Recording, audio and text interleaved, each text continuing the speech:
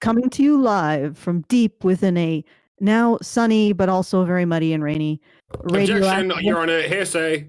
Coming to you live from deep. Oh my god! Oh my god! Somebody's listening to the audio, Alison. Yes, right. I know. Oh Jesus! It's already a clusterfuck. Okay, coming to you live from deep within a sunny but also muddy and radioactive wasteland. That's not hearsay, is it? It is. Okay. Objection! Lack of foundation. We are plenty of foundation. It's being currently constructed right outside my home. Okay, we are the survivors of the alt-right apocalypse. Objection calls for speculation. Constructopolis. Oh my god, what the? The alt-right apocalypse. Once more, the few, the brave, the bitchy. Once more, wading into battle against the froggy lobster zombie hordes. With Fundzerker, Fundzerker, 159, which is basically just a Rantzerker, except I periodically annoy you by telling you that we have to get our monthly fundraiser done. Depp fans don't have, quote, sex education, end quote, says Reuters, so we look at the facts. And Reuters. Reuters. Yes, Reuters. Thank you, Karen. Objection relevance. Okay. All right. Objection overruled. We also have an alternative title, which I don't remember, but maybe Brian can supply it. And so we are going to cover one of the most absurd. Some bullshit. Yeah, one of the most absurd takes. The hot take generator known as Twitter. Yeah, one of the most absurd takes on the fact that the public has looked at the evidence and found Amber Heard lacking. This was done by Reuters, Showbiz, and they tweeted out a bunch of hot takes, and Twitter basically used it to annihilate all of the trending tabs or hashtags when it comes to the Amber Heard trial. So instead of showing them, they showed this. And the reason why was because all of the trending hashtags were justice for Johnny Depp, or Amber Turd, or Amber Heard is a liar, or Amber Heard is an abuser, or gender has no abuse, and other stuff like that. And they can't stand it because we're taking abuse has no gender. Abuse has no gender. Yeah, lots of people are seeing through the media narrative. So I thought we'd take a look at this. I mean, we have sort of been doing a series just on the media response to the Amber Heard Johnny Depp trial, because it has been otherworldly. Go on. I was listening to CBC Radio the other day. Was it yesterday? And they had someone on who was like, oh, the social media response to this trial is like, it's going to have a chilling effect on abused women. They're not going to report their abuse and all of this shit, right?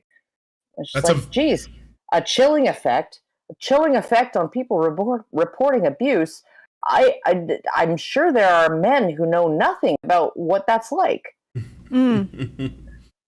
Yeah. That's not an uncommon sentiment. We've covered that multiple times. That's the number one concern expressed.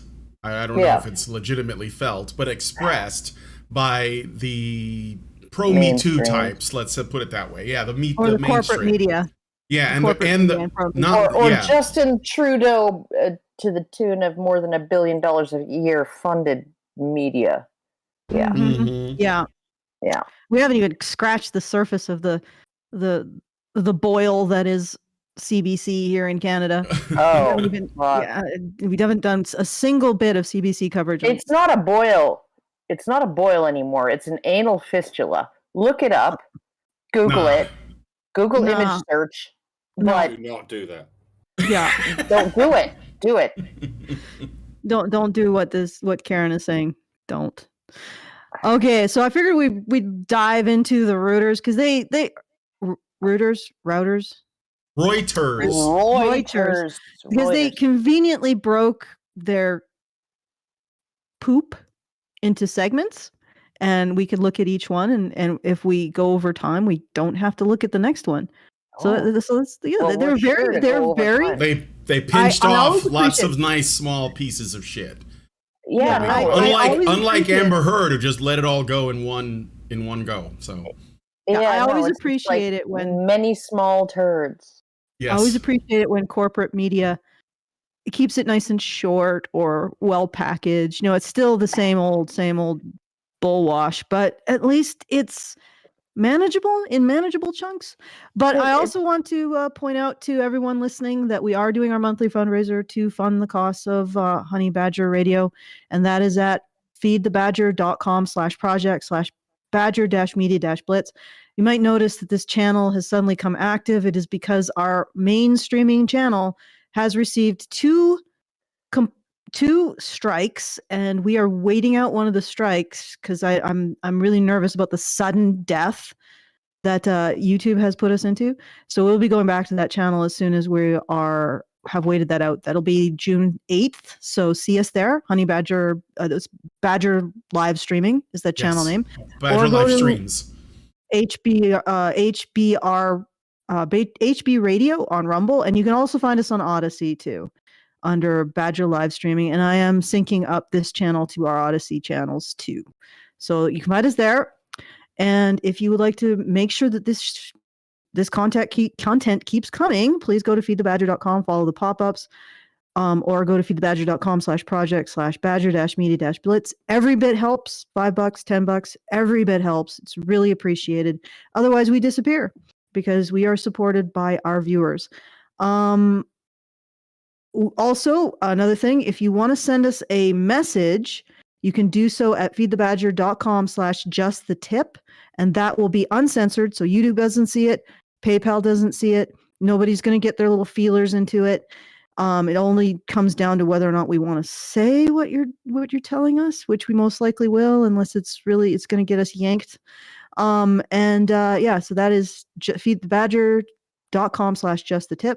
And we get the full benefit of that amount if you want to send a message. Well, All right. and just the tip is It's a little suggestive. no, it's totally not sexual at all. Okay, fair enough. I'll go with that. Yeah. No, it's not intended to be sexual because it's just the tip. Okay. There's one other thing that I'm supposed to do now. What? Yeah. You completely threw me off. There you go. Oh, something about super chows. What I'm here for. Oh yeah, those are super chows. We'll read them out and see. Oh yeah, I will do some arm twisting at let's say 45 minutes in, because we started a little late because we were trying to explain to Karen how to watch a stream on Discord. No, I know how to do it. I just didn't realize that that's what we were doing. The little red thing wasn't up, so I thought I had to go online and look at something. Oh, that's weird. No, Yeah, we're good. We're good. Okay. Let's do it. All right, let us go ahead and take a look at Twitter. And over here on Twitter, we got this tweet from Reuters Showbiz. And it says, entertainment reporter, I'll just read the name, Lisa Richwine spoke to, that's a really appropriate name for someone who works in media, spoke to sociologist Dr. Nicole Badera about social media's reaction to the Johnny Depp and Amber Heard defamation trial, which Badera said partially gained popularity due to the misinformation surrounding it. 1 out of 6. So let's play this clip. Misinformation. They mean evidence. Now, the volume on this might just be a little bit lower, but I can't change that because that's how loud it is, but it's not as low as yesterday's. I know that the audio on that was not great, so I apologize for that. Okay. Right. Johnny Depp is one of the biggest stars in the world, or he was before these allegations. He's an actor. He's very dramatic. He speaks in very flowery and dramatic language. His text messages are very explicit, and there's a lot of really headline-grabbing allegations in this case. And there's also audio recordings of arguments between the two. They recorded. Just thought I don't know if there's going to be any issues with playing longer bits from Twitter, but Yeah, you don't know, but you know No. what? You know what I do know is, oh my goodness. So he's an actor. Well, so is she. Mm-hmm. Uh-huh.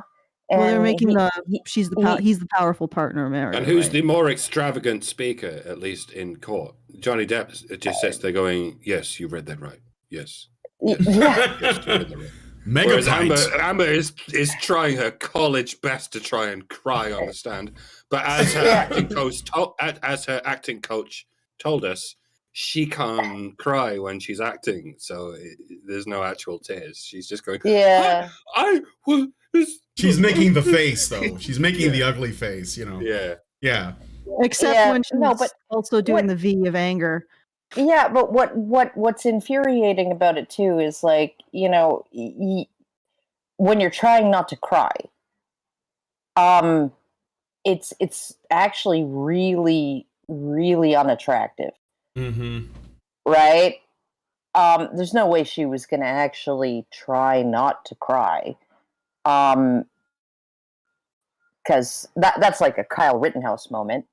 You remember that? Oh yeah, when he broke down, yeah, he started. It was almost like coughing because he was trying not to cry. Yeah. Yeah, and you look at even Alison when she was on the stand and trying not to cry.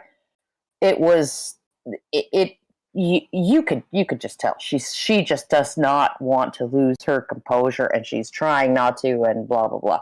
You know, and Amber Heard is like just like, how can I like, maybe I can like lie back a little bit and put the back of my hand against my forehead and my chin up and pretend I'm an odalisque, you know, and then squeeze out some tears. Yeah, oh, she's they're pretty not good coming. at the. They're not coming. The tears aren't coming. Oh fuck.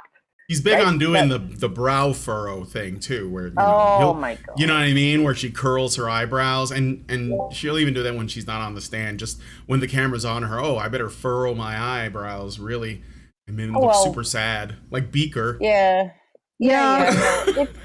I mean, like I'm guilty of that. I furrow my eyebrows all the time. I have like probably the most mobile eyebrows on the planet, and I have all of the freaking hardcore wrinkles now to prove it.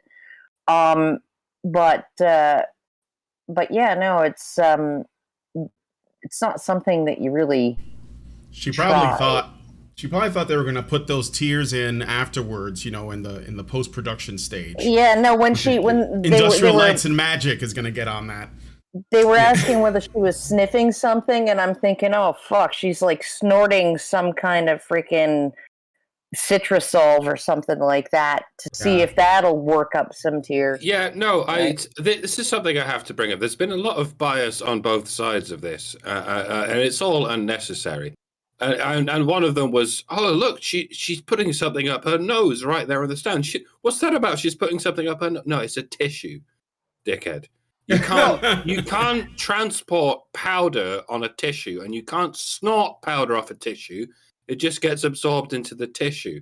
Like there's enough legitimate things. We don't really have to. You can say to incriminate Amber Heard without making up bullshit like that. It was just a tissue. She was just using it as a prop to help it look like she was crying.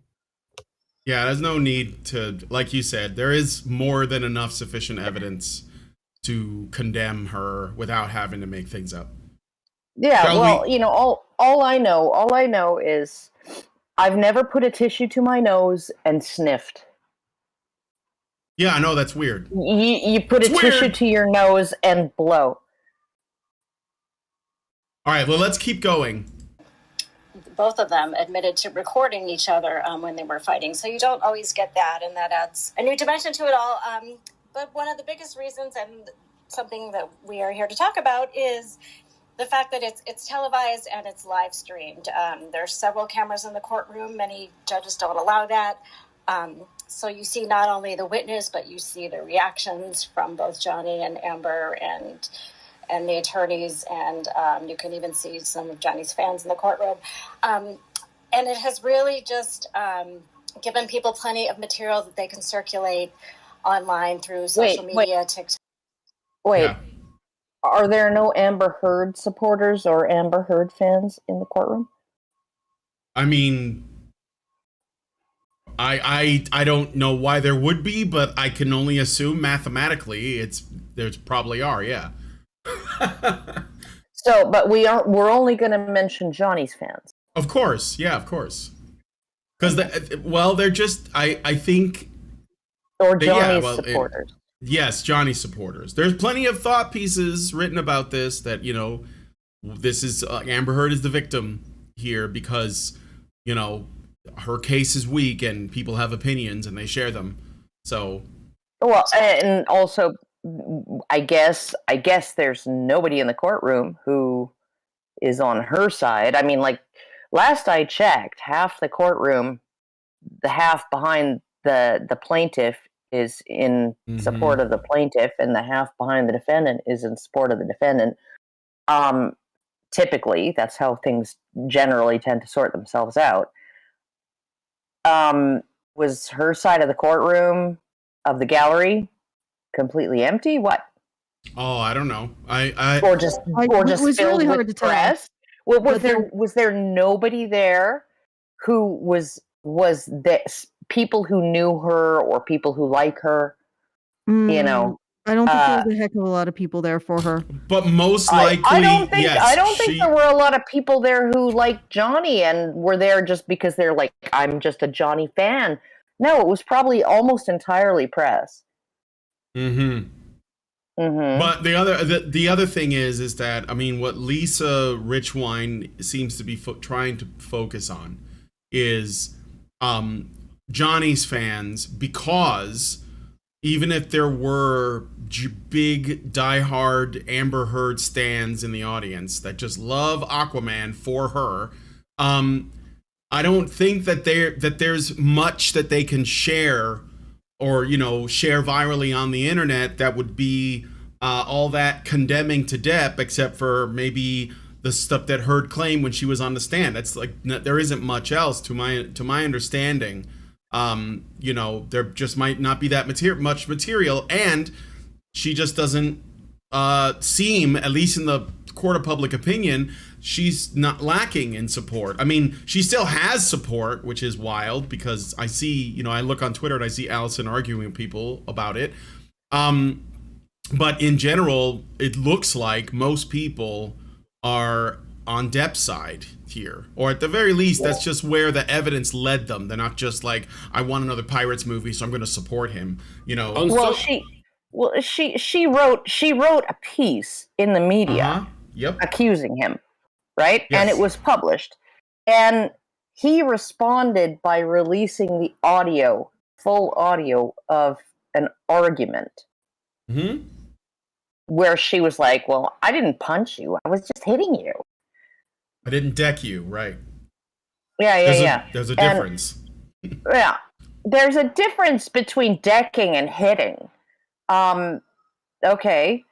But I didn't knock you out, so you're fine. You're fine. Don't be such a baby. No, I wouldn't have been able to actually make you, like, have to go to the hospital. Except for that whole finger thing.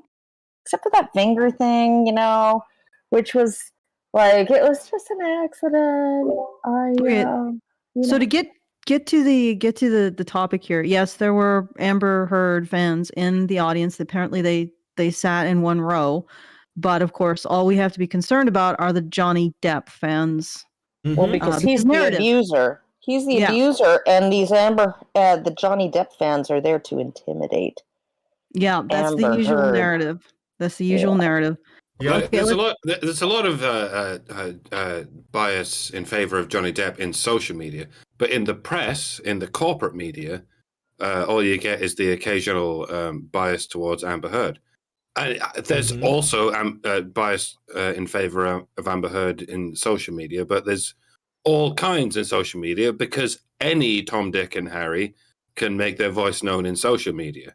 You really need to look towards what's going on in corporate media to find out where the legacy bias is. And you won't read many newspapers writing articles in favor of Johnny Depp, but you can find anyone on social media saying things in favor of Johnny Depp. If you ignore the similar glut of people talking in favor of Amber Heard, and that's what they're doing. They can't say there's a corporate media bias in favor of Johnny Depp, because there really isn't. But on social media, there's everything. So they just isolate the things they don't like. Yes. Yeah, no, and I do a whole bunch of like interviews on like talk radio shows mostly down in the States, some in Canada. And, like just sort of 3-4 a week, sometimes a little bit more. For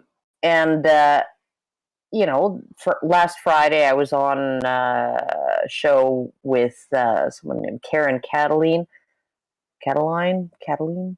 But she, she's one of the people who's actually kind of tuned into men's issues.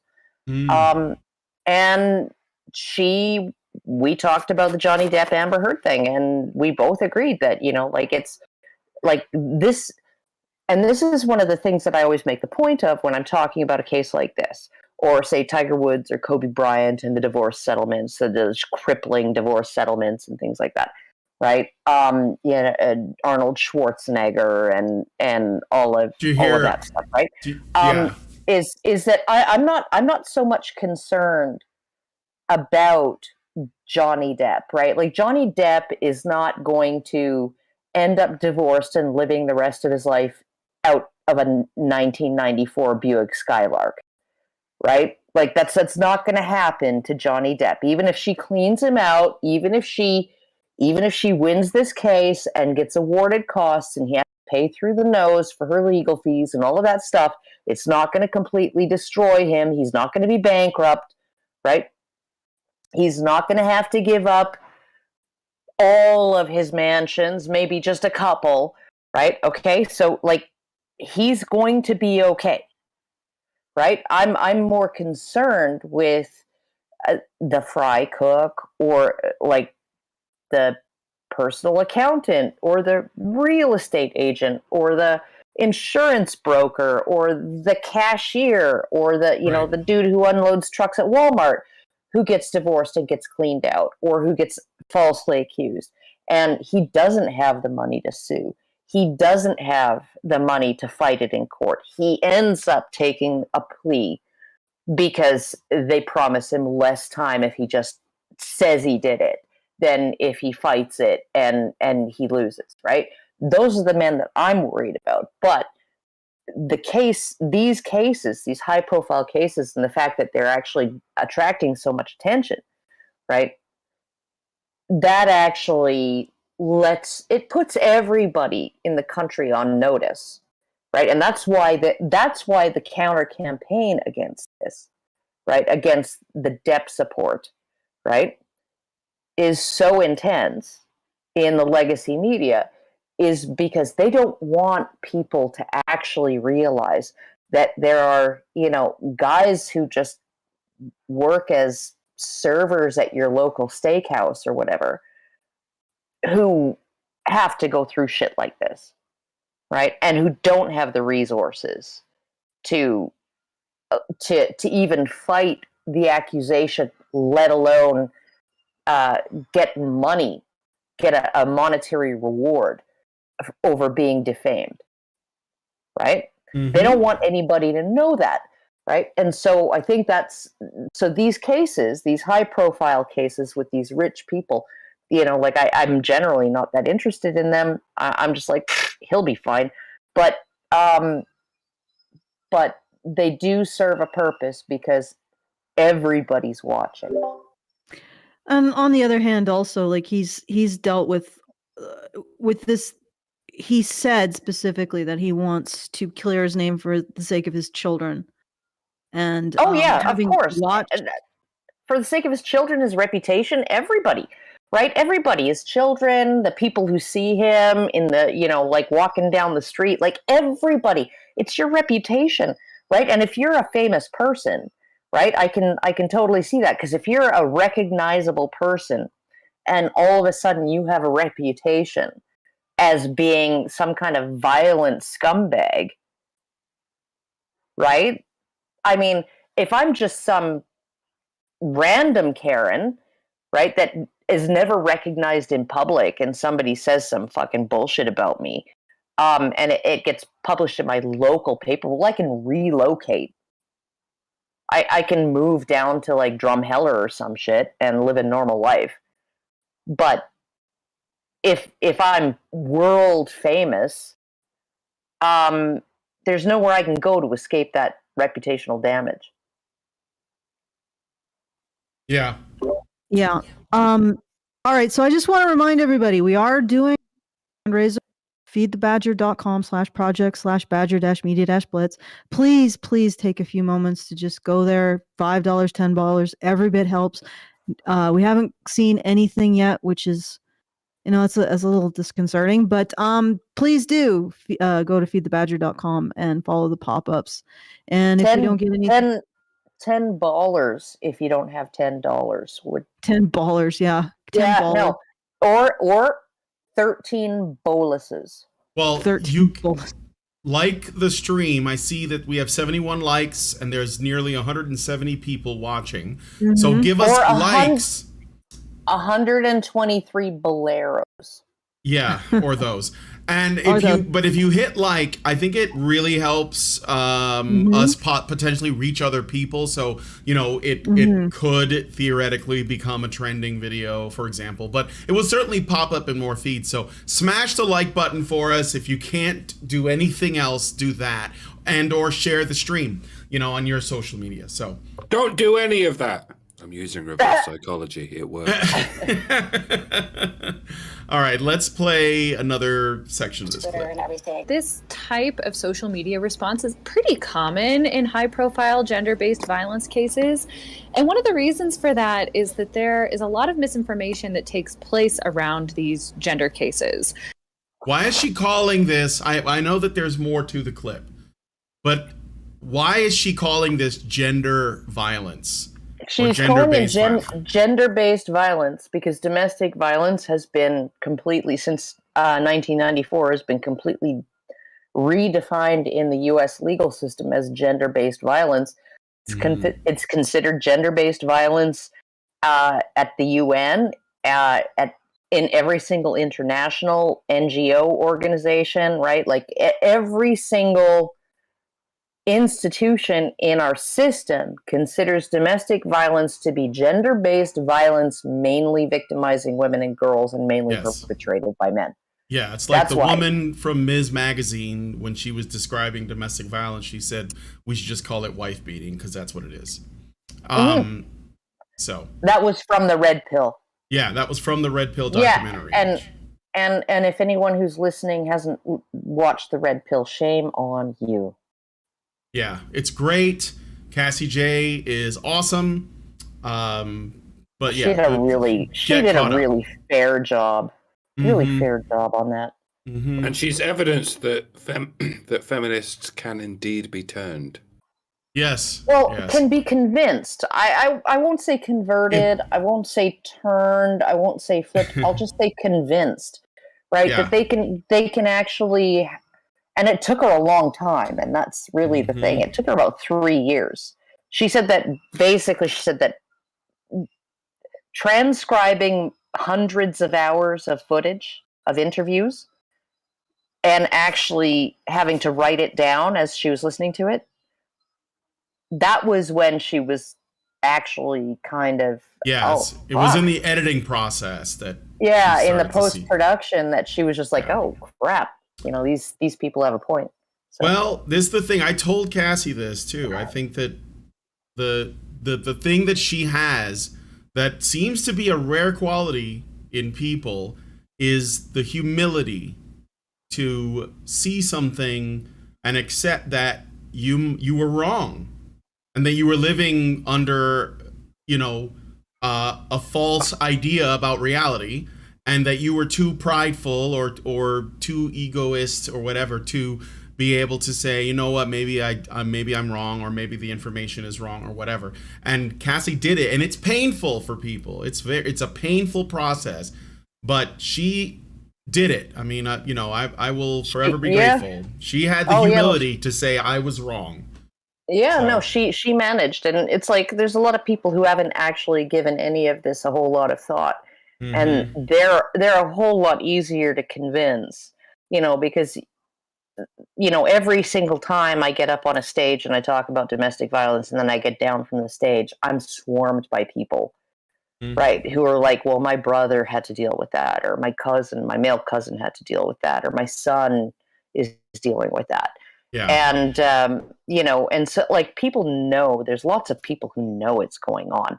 And, but there are people, very few people like Cassie, who actually buy into a specific ideological narrative, right? And she was a feminist, right? And she was educated as a feminist. Yeah. And she bought into that whole thing. And then she actually managed to open her mind and listen and read and think and come around. And of course, to a different set of conclusions. Right. And of course, which doesn't mean that men have never beaten women. No, of course not. No. Jesus. But like what's most interesting is, again, this goes back to something that we've also brought up before. She didn't come to these conclusions because someone was like barking stats into her ear. She did this when she was alone, doing things on her own, and then looking at things at her pace, and then she did. And I think that's crying. How most. Yeah, and I think that's how most. She did a lot of crying. She did a lot of crying, yeah.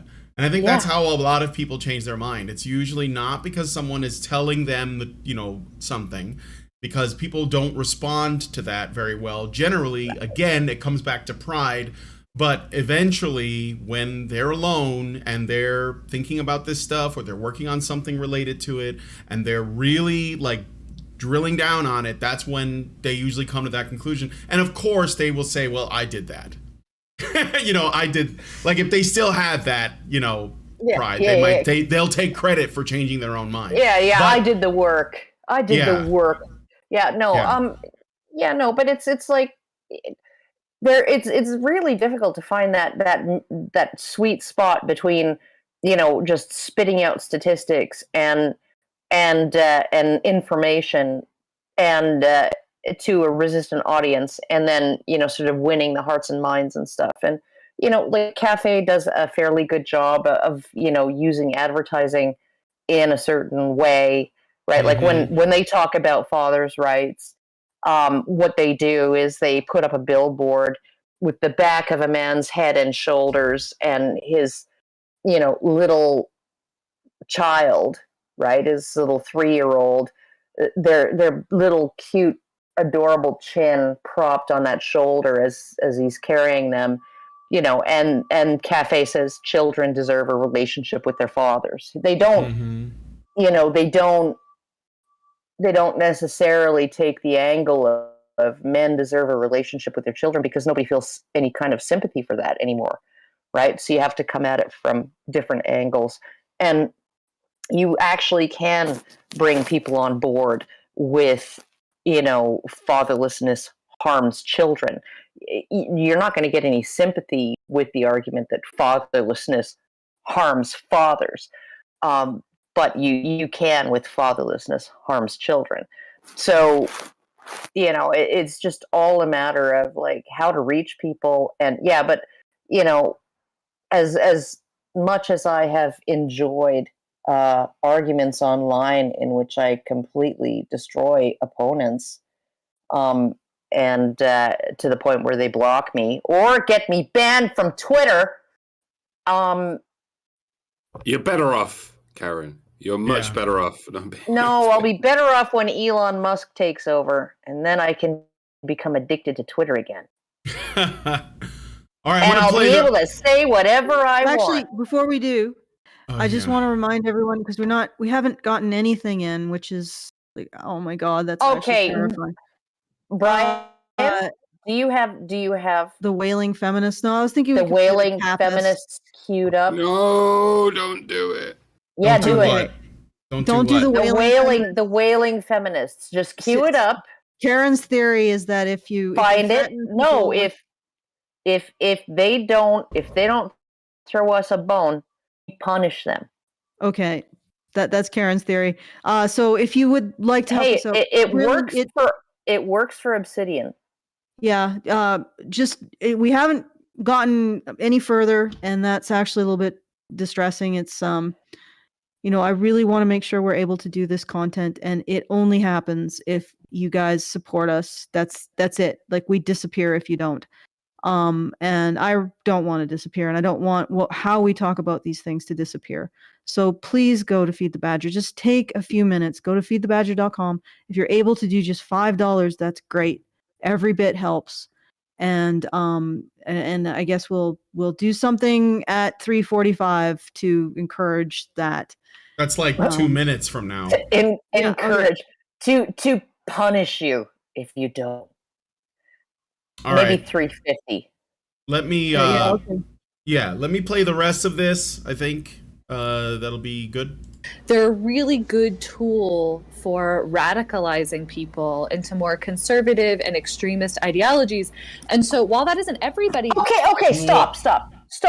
How is domestic violence against men, the fact that it exists and the fact that it's ignored, how is that a conservative perspective?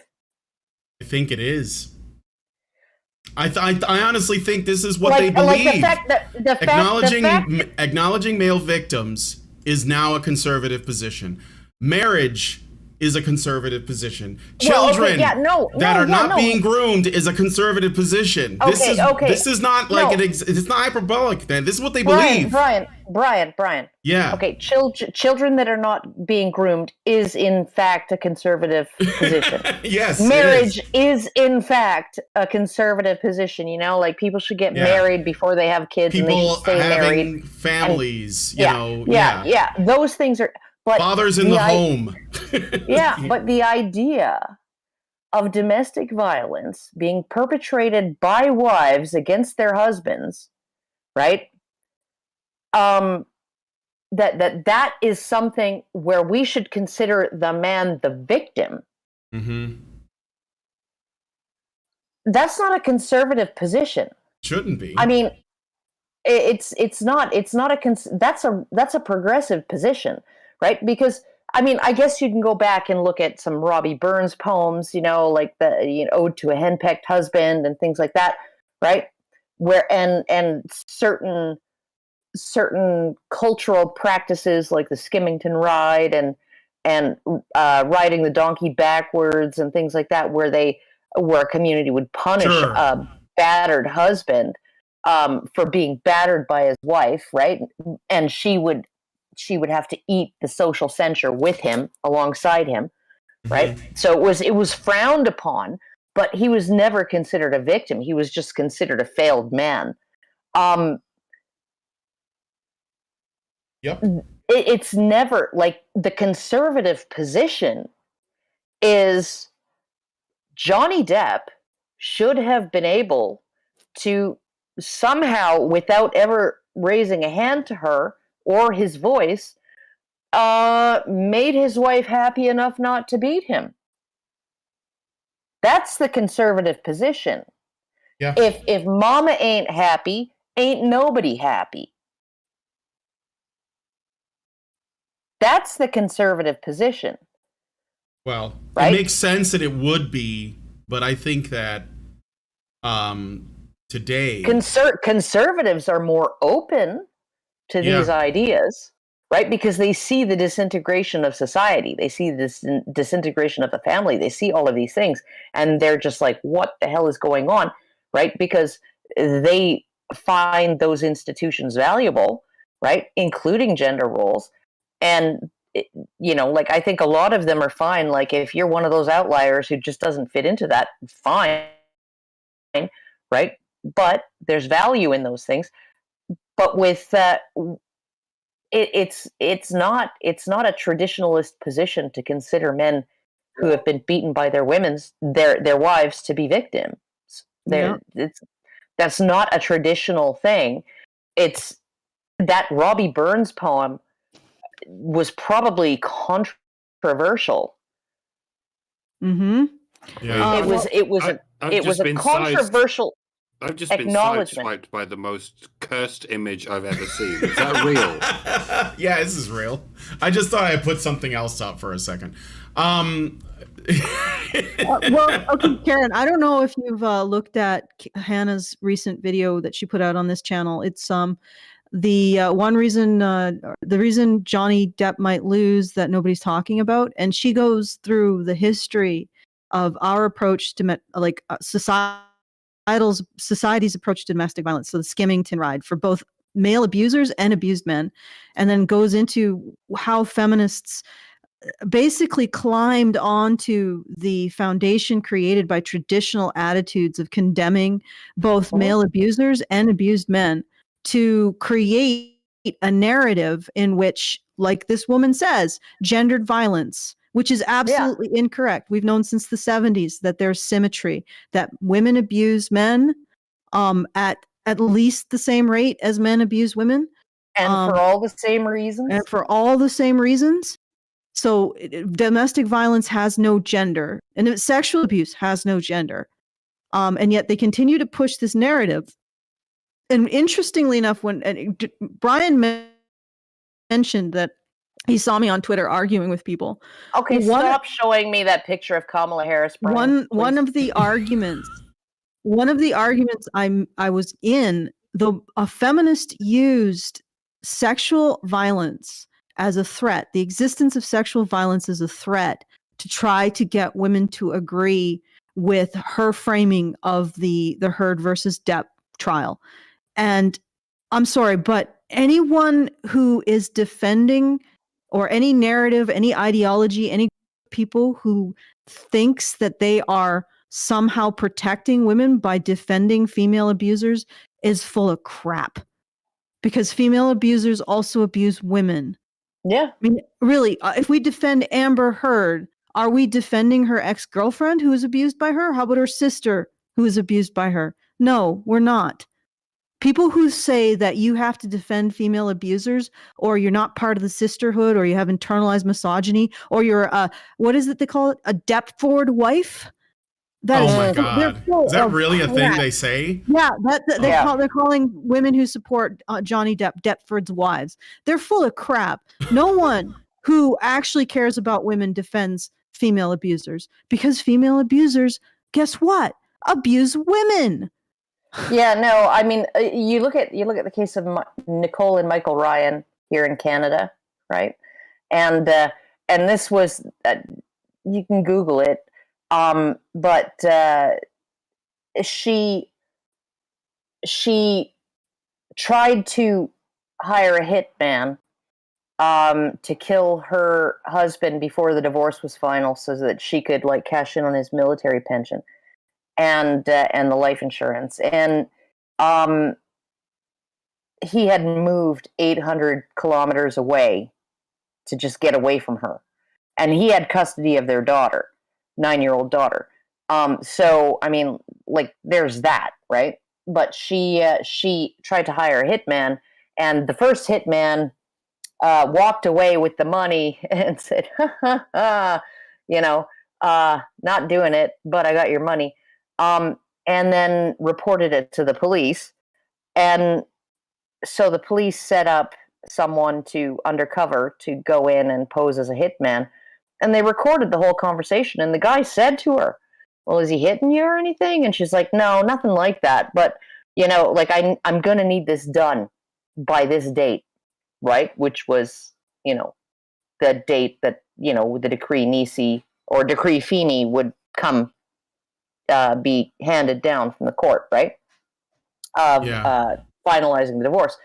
And so she got caught, she got tried. She said that he'd beaten her all through the marriage, and she was asked if she'd phoned police, and she said, oh, many times, and they just They just left me twisting in the wind, right? They didn't show up, or they didn't do anything. When they did show up, they didn't do anything, blah, right? It was a huge national scandal in Canada, right?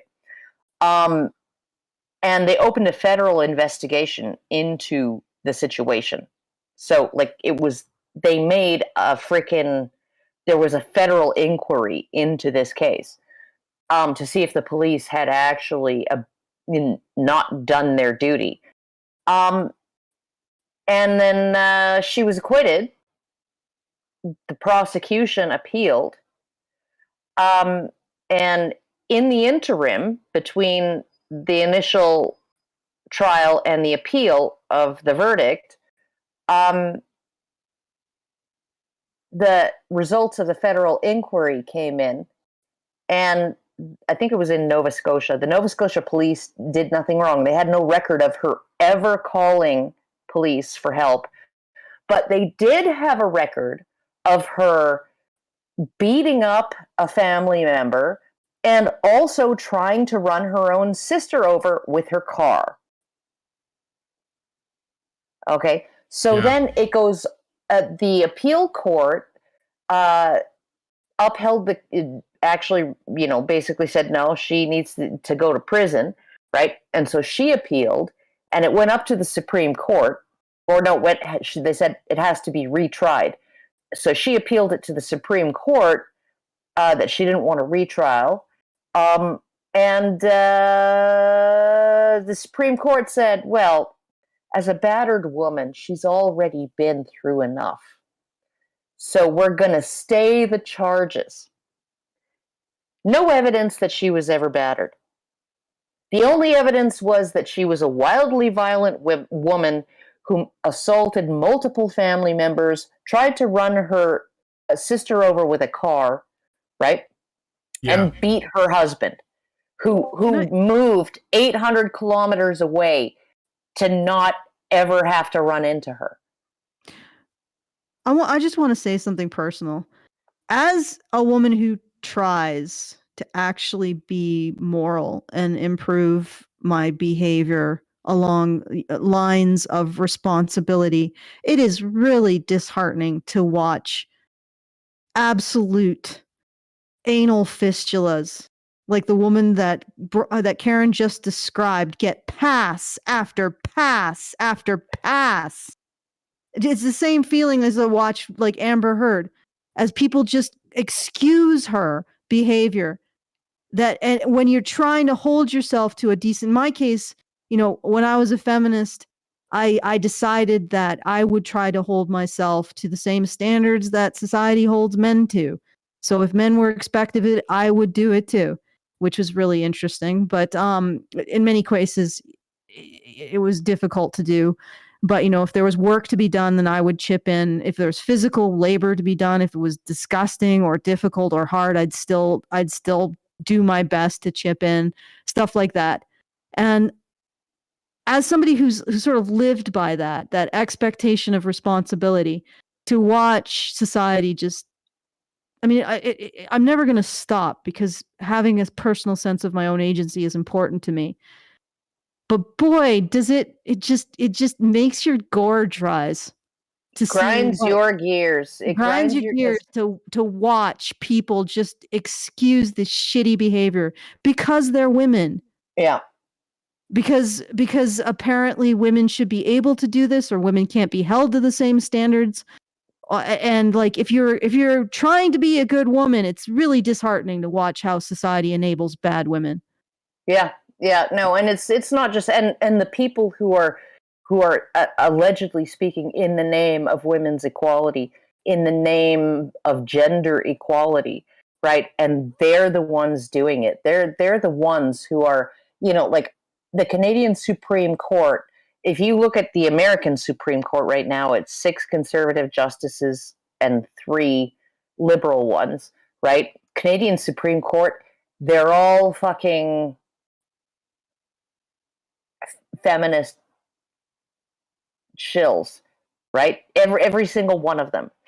Like, I don't think there's a conservative justice on the Canadian Supreme Court, right? Mm-hmm. And the Chief Justice is is basically a radical feminist, a radical second wave feminist. Okay, I think we have some business to business. Oh, wait, got we some don't business. we don't need to play the wailing? No, we could actually play the tapas. I think everybody would enjoy the tapas.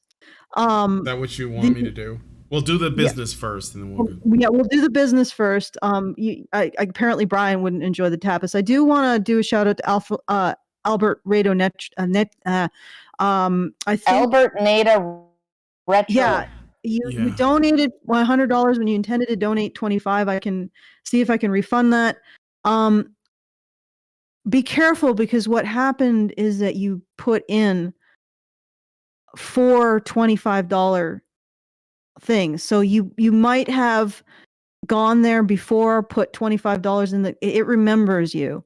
So you have to check the cart and make sure it has the right number of donations that you want.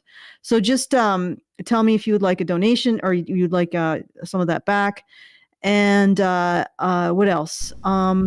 There is an individual who attempted to put in $50. It has failed. It might actually be out. Yeah. So I don't want to say the whole thing, but the first 3 letters are TUO of your email. If you want to try again, sometimes the Feed Badger site is a little bit touchy. It does some crazy things. So anyway, should we do the super chows first, or go to the thank yous? How do you want to do this, Brian? Well, I have super chats. I have like 4 of them, and then we'll do super chows, and then we'll do thank yous, okay? All right. So Albert Nada Retro gives us $5 Canadian and says, Mike, any chance you could write a song parody of That's Why the Lady is a Trap, swapping out lady for badger and tramp? Oh, it's the lady is a tramp, but he wrote tramp wrong. And for pick me, long live sarcasm, sir. I've considered. No. The tramp for trap, because traps aren't gay, right? I've considered doing a song about the Amber Heard situation. The first thing that struck me was Surfing Bird, because I'm doing songs from the 60s, and that's a novelty song from the 60s, and that immediately made me think of Surfing Turd. Everybody's heard about the turd. But that would mean mixing it with other songs and creating an entire track about Amber Heard. And I don't think I can produce enough lyrics for an entire song about this. But turd and herd rhyme. Yeah, and yes, they do. Surfing Bird doesn't have. Surfing Bird doesn't have, and she's also a bird in British parlance, and so. That would mean coming up, because I don't like to repeat lyrics, and unless it's pertinent, and that means I have to come up with enough lyrics for an entire song. Dare I say, an entire song about this? And I really don't think I can. There's really not so much you can say. I heard the herd. Yeah, but it's an open and shut case. And in such an open and shut case, I can't think of enough things to say in poetry about this situation, because it's so open and shut. I'm sure that... But I can try. You'll manage. I could see what I can do, but I promise nothing. Yes. All right. Thank you, Albert Nada. Senior Sticks gives us $2 and says, may you do a reeing of male feminist Robo Alison. I don't really get that reference, but okay. I think that's another one of those ones that what male feminist Robo what? Alison. You made us do a what? I'm sorry. May you do? All right. May you do a reeing of male feminist Robo Alison? You're not Robo to me, so I don't know if that's what he's saying. I think we're not ready yet to verb re. Sometimes we get super chats that I don't think I'm ready for, like they're 4th dimensional. I think this is one of those 4th dimensional super chats that I just don't get. Albert Nada Retro gives us $5 Canadian and says, you need to fix that Feed the Badger page. I could barely read it and donated $100 when I only meant 25. This was about 15 minutes ago. So he is aware of his error. I think we've already addressed it. Sorry about that. Yeah, I guess maybe the new theme is a little bit confusing, but anyway, I did send it back.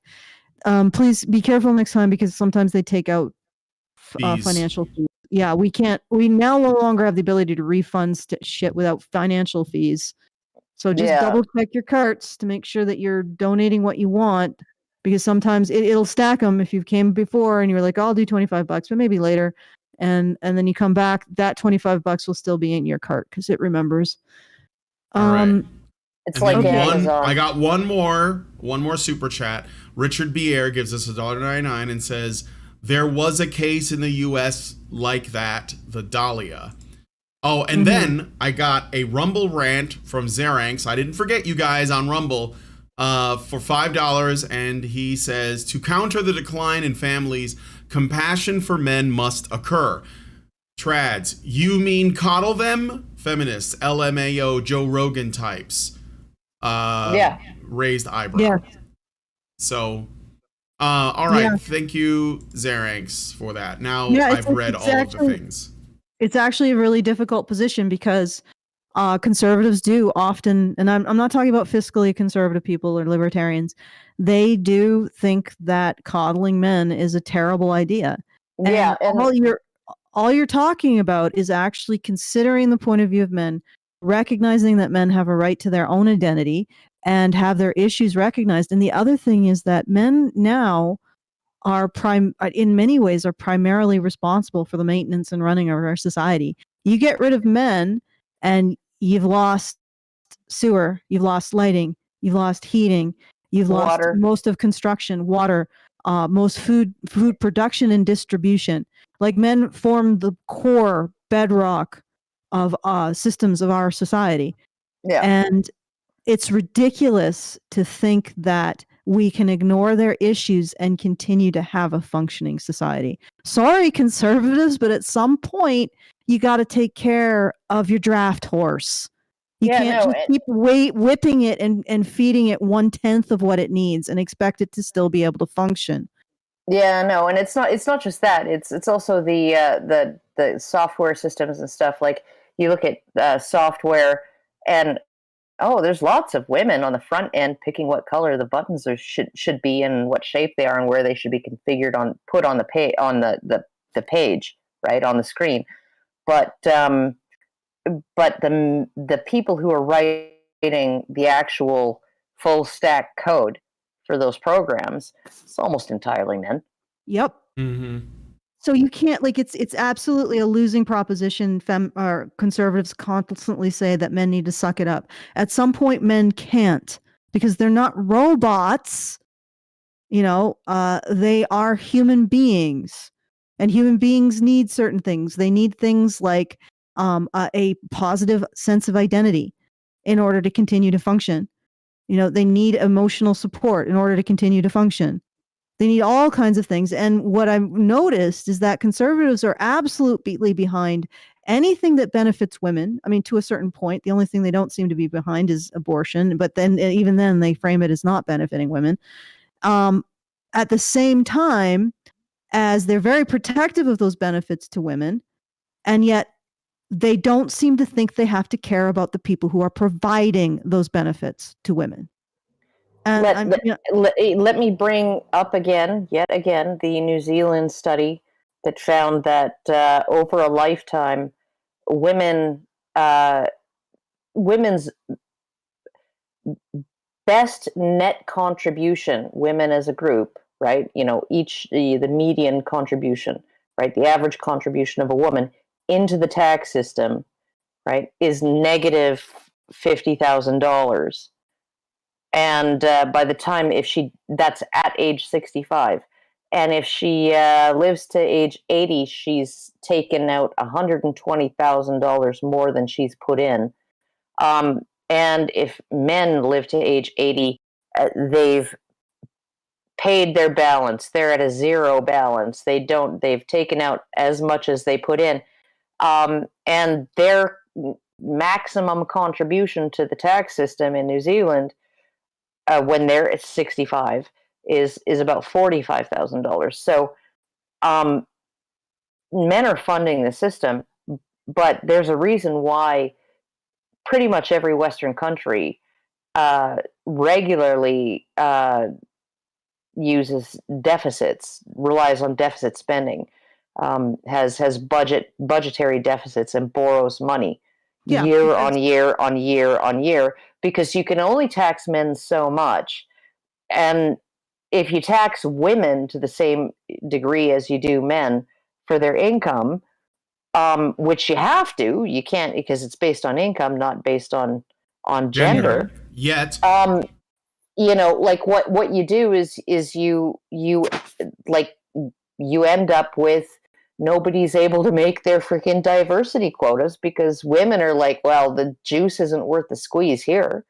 If you taxed everybody enough to actually meet your budget, stay in the black, as opposed to going into the red every year, if you taxed everybody what it costs to keep the system running, women would be like, screw this, I'm just going to be a stay-at-home mom.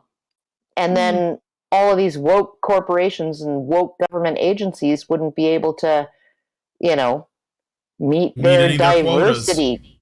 They're informal quotas. They don't generally have formal quotas, but they have informal ones. They want to have women in the workforce, and it's just like, well, maybe that's not actually the best thing. Maybe it's better for women to have children when they're young, when they're in their mid-20s to early 30s, and when there's much less chance of complications and problems, and then start their careers, right? And they're still not going to catch up with men, but they're not catching up with men now. Yeah. Well, here's the thing. Like, if you look at those numbers and you really think about it, and you think about conservative talking points, we are in the red in terms of financially in the West, because we can't stop our desire to benefit women.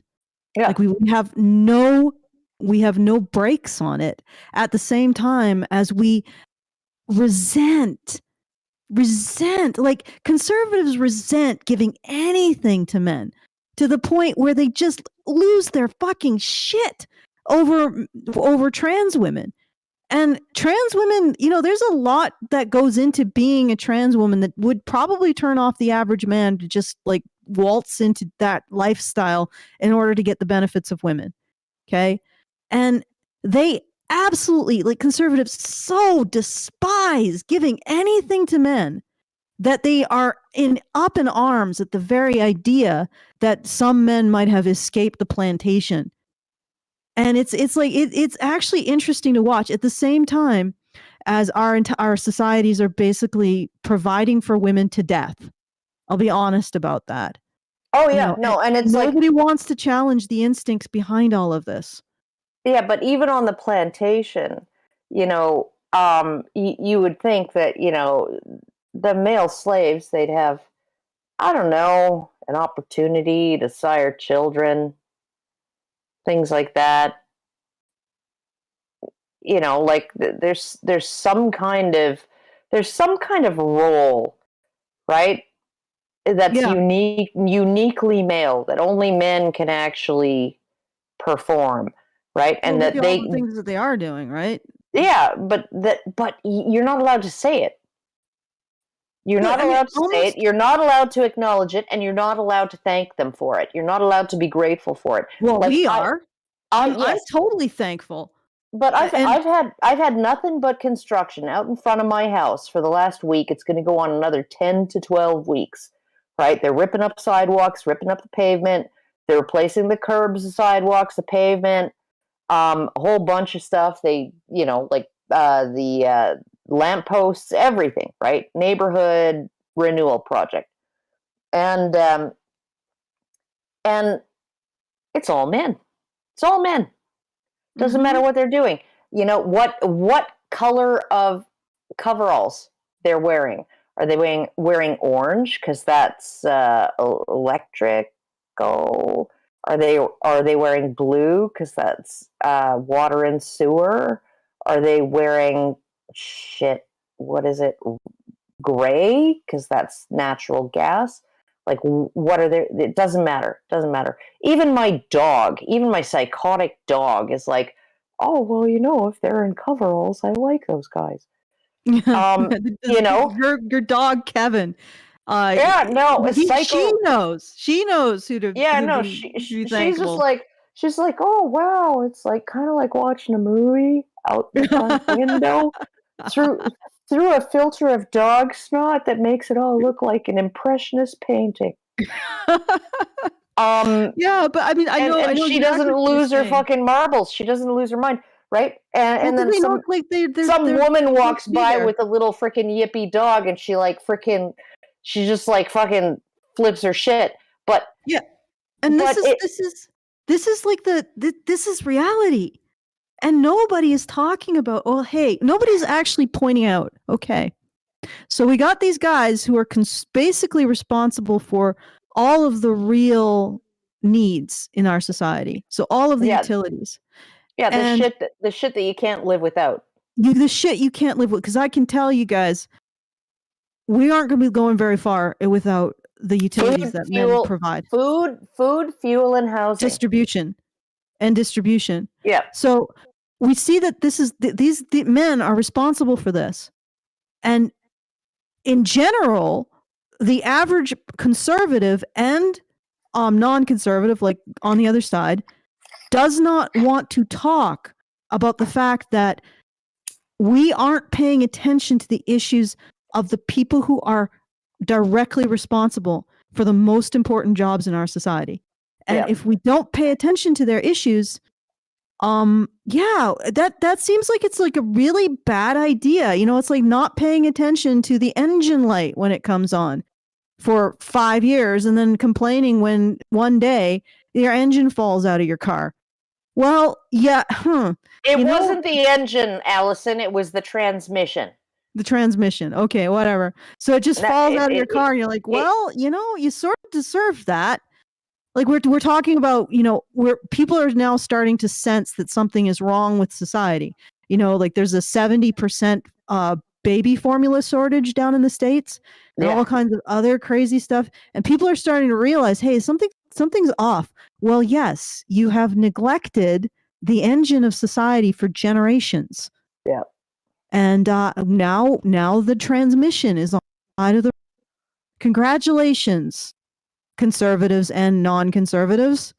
I'm not sure. I hope that people will realize that they have to pay attention to men and men's issues. At the very least, we have to start reconstructing a way to tell men how what they bring, the unique proposition that they bring to the world, benefits us, and having gratitude for that. And it's not like we're going to freaking implode into a green blob of goo as women if we just have gratitude. And it is something a unique male. It is the ability to risk to a greater degree, because they're doing the dangerous work, they're doing the disgusting work, that's diseased risk. They're doing there are men out there climbing Twizzlers in the sky, pipe cleaners in the sky. One of the most deadly jobs in recent years is constructing cell phone towers. Yeah, and you see that, and it's like, yeah, women. I don't think many women are going to have the constitution to do that, and it's simply because men, statistically, and you can't get away from this, have a higher risk threshold than women. So they're doing these jobs because of that unique proposition, that unique aspect of masculinity that we need in our society. They also have a greater sensory imperviousness to heat and cold, right? Women survive very hot and very cold temperatures just as well as men do. They just don't tolerate them sensorily right?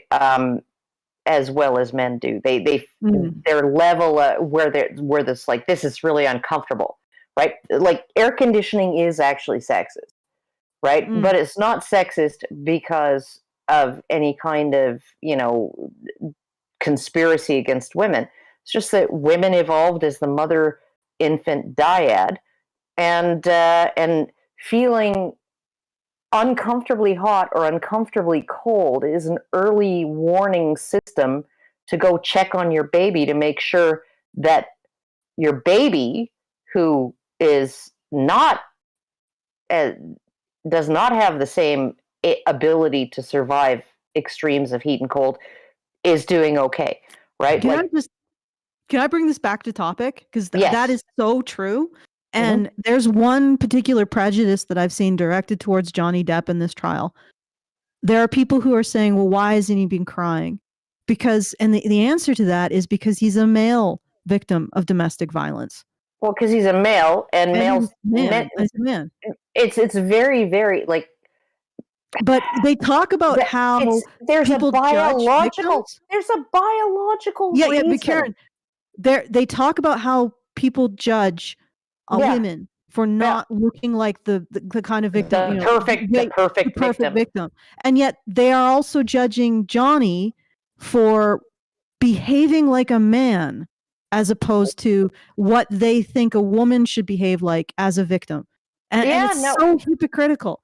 It's like you can't expect him to cry in the same way as women do, because men can't cry in the same way as women do, and men don't emote in the same ways that women do. Men emote a lot more through body language. They're physiologically inhibited from crying, right? Like less productive tear ducts, wider tear glands, testosterone inhibits crying. They have it regulates emotions. It keeps them more emotionally regulated, so they can be, at least outward expressions of emotion are regulated, except the ones that help you survive in battle. Crying is not one of them. I will just make note of here. Women have chemicals in their emotional tears that emotionally manipulate the people around them. Men don't. Men don't, because why would they, right? They never evolved that ability. And just like they evolved to lose their physiological capacity to shed emotional tears. They shed plenty of freaking cut and onion tears. I'll tell you that much, right? But they don't shed emotional tears to the same degree that women do, because it's never actually provided any benefit in our evolutionary history, right? It actually is the thing that like gets you that makes you the first guy targeted for annihilation by the opposing warriors, right? That's what crying emotional tears gets you as a man 14,000 years ago or 200,000 years ago or whatever, right? So they evolved with a physiology and a hormone profile that inhibits weeping, emotional tears. And then we're gonna say, oh well, he's just not crying. He's not crying. Like Amber Heard is incredible. Amber Heard is crying, and like I don't see any tears, but she looks like she, Okay, all right, listen. Maybe she's just wearing waterproof mascara. The hypocrisy is unbelievable. Oh, it's because awful. Not only are they saying that Amber Heard should behave in whatever way she wants and we shouldn't judge her, they're saying that Johnny should be held to a standard of a female victim, rather than recognizing that male victims. Even though we're not allowed to have a standard for female victims. Yeah, even though we're not allowed to have a standard for female victims. It's freaking hilarious. And to be honest, when I was watching the closing arguments, Johnny Depp was fighting a panic attack. And it's subtle, because you could see, he's got this really stoic expression on his face. He's not really looking at much. He sometimes is looking at his hands, which He's moving quite a bit. Look at his breathing. His breathing is slightly spastic, and it's labored breathing, and it's because he's trying to control his emotions. And I know that breathing because I have had panic attacks almost all of my life. It's when you are trying to breathe evenly, but it's almost impossible because you are freaking out. And that's but you couldn't tell, but even based on his body language, because it's all very, very composed, very stiff, and his face is completely stoic. But you watch his breathing, and you can see that he's incredibly stressed. And this is something that, like people like this, they expect a man to act like a woman. And if he doesn't, they'll hold him to the standard that they refuse to allow anyone else to hold female victims to. It is absolute bullshit. But, we should probably play a little bit more, and I should finish the super chows. I just wanted to get that out because. Yeah. All right. All right. So we got 3 super chows. Botched It sent $5 and says, "Thank you for what you do." Thank you, Botched It. JS the Adequate sends $20 and says, "Some checkles." Oh, we got that's 4 adequate. Yeah, that's definitely adequate. That's definitely. Amasong sends us $5 and said, "I see your feminist wailing, and I do that, and to that I shout the Klingon phrase, experience BIG." Oh God. Does anybody get that? Nope. No. That's too nerdy for me. I was never really a big Star Trek person, so maybe I'm missing the reference. Probably. And Amasong also gives us $5. I think it's Amasong. Oh, that reminds me. As we have 2 Canadians on the panel, I've been meaning to ask, what is a hoser? And how does a hoser take off? Oh, no. Okay, so hoser is a word for like asshole. Okay. You hoser. Okay. And take off is a way of saying fuck off. Okay. And for example, you can also add hose to other things like hose beast. Amber Heard is a hose beast. Okay, but she's not a hoser because hosers are just mundane run of the. No, she's a hose beast. A psycho hose beast, as said in Wayne's World, which takes place in the Chicagoland area, despite the fact that clearly Mike Myers is making a Canadian style reference. Well, because he's Canadian. Because he's Canadian, yeah. That's how he can. That's how he can do like the really convincing Scottish accent. Okay, I forgot to acknowledge, by the way, because I'm the only Yankee here, the only American, that today is Memorial Day. And happy Memorial Day to anyone who is celebrating, or, I mean, not that we celebrate Memorial, but, recognize Memorial Day, and maybe you're grilling. So just saying happy Memorial Day to the people that are watching, if you're American, because I don't think that it's applies anywhere else. We don't do Memorial Day. We wrap Memorial Day and Veterans Day into one on November 11th. Okay. And I'd like to just recognize, I know that this is really controversial, that the vast majority of deaths in war are men. Oh yeah, 99.9%. Allow me to be Twitter right now. How very dare you, Alison? Women die. This is not the time. In wars all the time. You can't possibly say that men die most in wars. You're a cunt. Yeah, well, be that as it may, men are the vast majority of the people who die in war, and they are the group that a society 100% expects to die in war, and to not through their own choice either. I mean, see what happens in the Ukraine. Russia invades, and all the Ukrainian men have to stay behind and fight and die. And then there's a bunch of freaking Ukrainian men, right? There's a bunch of Ukrainian transgender women apparently trying to leave. They're being all that was completely thrown out the window. This is a binary transphobic culture now. Here's your rifle, Simone. Go to war. It was always a transphobic culture. But those people are getting sent back. but there were men who were dressing as women and, like, who were pretending to be trans Klinger women. from MASH. Yeah, trying to get a Section 8, right? Yeah. And they can't get it. They can't get it. They're just like, yeah, no, pick up a fucking gun and go do your duty. And if you're between the age of 16 and 60, so 17-year-olds aren't allowed to leave. 17-year-old boys aren't allowed to leave. Yep. And this is the truth, that when a society is facing an existential crisis, men will be forced to sacrifice their lives in order to maintain the existence of that society. And the definition of a man, all of a sudden it's like, oh no, you don't have to be 21. Oh, you don't even have to be 18. Oh, now you're a man is 16. Yeah.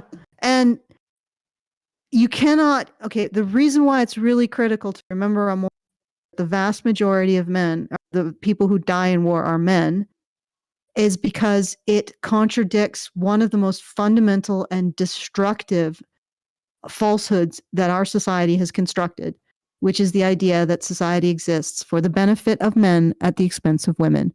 No.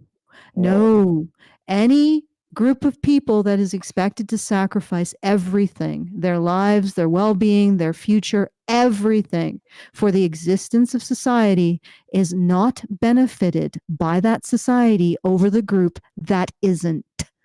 I had this idiot feminist who she came at me in the comments with some bullshit about a movie called Flesh, right? About a man who goes by the moniker of the butcher, who like hunts women and skins them and sells their meat to wealthy male clients, and he has his wife actually helps him in his little profession there and all of that, right? And like she actually just opened up with, women have to worry about men skinning them alive and selling their meat for other men to consume, right? And I'm like, what? Like, what? And she's like, it was a movie. And I look it up, and it's like, it's a movie written by a screenplay written by a woman, movie directed by a woman, okay? Also produced by a woman, okay? Then you got The Handmaid's Tale, which is the closest thing that I can think of to conscription for women, right? Mandatory draft of women, right? Is, well, we need your reproductive capacity, so you're going to have to, we're going to uproot you from your community and take you away from your family and all of your future plans that you had in mind, and you're not going to be able to go to school and have the career you want and all of that, or get married or whatever, and you're just going to go and fuck some stranger and have babies, right? Okay, give him some babies, right? That's the closest thing that I can find in fiction or history to a military draft of men. Okay? And it's considered dystopian future fiction, and it came out of the brain of a woman. Yep. Mm-hmm. And I'm like, okay, so it's never ever happened before. Couldn't happen. It was written with the intent of horrifying people, and it did. Like, I don't know whether there was anybody who read The Handmaid's Tale or watched the movie Flesh and thought, wow, that's a good idea. I think I might start a business like that. Like no, it's literally written to horrify the audience or the reader. And somehow, this is the reality that women need to be worried about. They need to be scared of this potential reality. Well, it's not a potential reality for men. It is the reality for men. And I've heard of, there was this one guy, he was in prison. He went he served like a 5-year sentence or something after he was like, when he was 22, something like that, got busted for something, served 5 years in prison. He hadn't signed up because he didn't bother to get a driver's license or whatever. So he hadn't been automatically signed up for selective service. And by the time he got out of prison, he was 26 and it was too late. And then he decided, okay, I want to turn my life around. I want to go to school. And he went to apply for Pell Grants and student loans. And he was like, why didn't anybody tell me that I had to sign up for this fucking thing? Mm-hmm. Because I can't get a student loan or a Pell Grant. I can't get any of this. I can't get like financial assistance for school. And I can't even get a job with the federal government in any capacity at all. Right? I can't even become like some dude who like mops the floors at some government office because I neglected to sign up for this shit. And that's for the rest of my life. Yeah, well, you know what? I think we probably should get back to the actual thing. There's a little bit of a digression. I need to finish reading the super chats because we got another one. Yeah. And then do the thank yous because this business has been like 50 minutes now. All right, so Pro Male Social Worker gives us $20. Thank you, Pro Male Social Worker. Having worked in the field for over 3 decades, I can validate that the dynamics being exposed in the Heard Depp trial are not uncommon. Unfortunately, a religious commitment to the gendered analysis of IPV remains dominant among most of my colleagues. However, change will only happen if we continue to speak up and keep the pressure on. Thanks for all that you do. Yep, that's exactly what we intend to do for as long as we're able, as long as people fund us, is to continue to try to promote the idea that we need to care about men. That caring about men isn't somehow in opposition with having a healthy society, conservatives, and also that we shouldn't put narratives ahead of helping people who are in pain or are suffering domestic violence, feminists. So, so that's what we do. We're trying to promote compassion for men and the recognition that recognizing men's issues is not just good for men, it's good for society and it's good for women. Because when we see the full picture, we're actually able to start making the changes that are going to reduce the rate of victimization of women as well as men. Mm-hmm. Okay. I want to go to the thank yous. We got a few because all right. As soon as I did my arm twisting, people were like, okay, yes, we'll go. I know what it is, though. It's probably not a situation where people don't want to donate or can't. It's just that they are riveted by Karen's lovely voice. That's gotta be God, it. no. It's gotta be it. So they don't want to leave to go to feedthebadger.com to put a few shekels in my voice has only gotten shriller as I age. Yeah. So. You know what? I should create like a macro that just sends all of this to the... Okay, so Paul... I won't say anything more of your name because I don't want to dox you. Paul gives us $5, so thank you, Paul. Thank you, Paul. Albert Nader Retro gives us $25 after all that is said and done. Thank you, Albert. Okay. Yeah, I know that was a little bit confusing because it involved a lot of back and forth, but let's see. Neo, I won't say anything more because I'm not sure if this is your actual name. I suspect it isn't. His name is Mr. Anderson. Mr. Anderson gives us $250. What? That's awesome. Here, let me play this clip from Gladiator. It's this audio bit. Ultimately, we're all dead men. Sadly, we cannot choose how, but we can decide how we meet that end. In order that we are remembered as men. Right. Okay. In order that we are remembered as men. Okay, so Cam D gives us $50. Thank you, Cam D. Oh. Yes. Was okay. Something quick, Brian, because we're sitting here listening for 30 seconds as a... Okay, all right. Yeah. Here we go. Just... This is Sparta! That's a good one. Okay, and then we got one from Angel. I'm not going to say the rest of that for $10. Thank you, Angel. Thank you, Angel.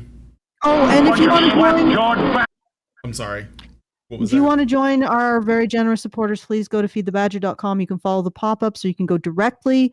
Either go to the low bar, the links in the low bar, or go to feedthebadger.com/project/badger-media-blitz. Okay, so we got a few more to do. WS, I won't say anything more, gave us $5. So thank you, WS. Thank you, W. You're gonna be a bad motherfucker. Argo them, which I really hope isn't your legal name, gives us $5. Thank you, Argo them. And Go ahead. Nick D gives us $25. Thank you, Nick D.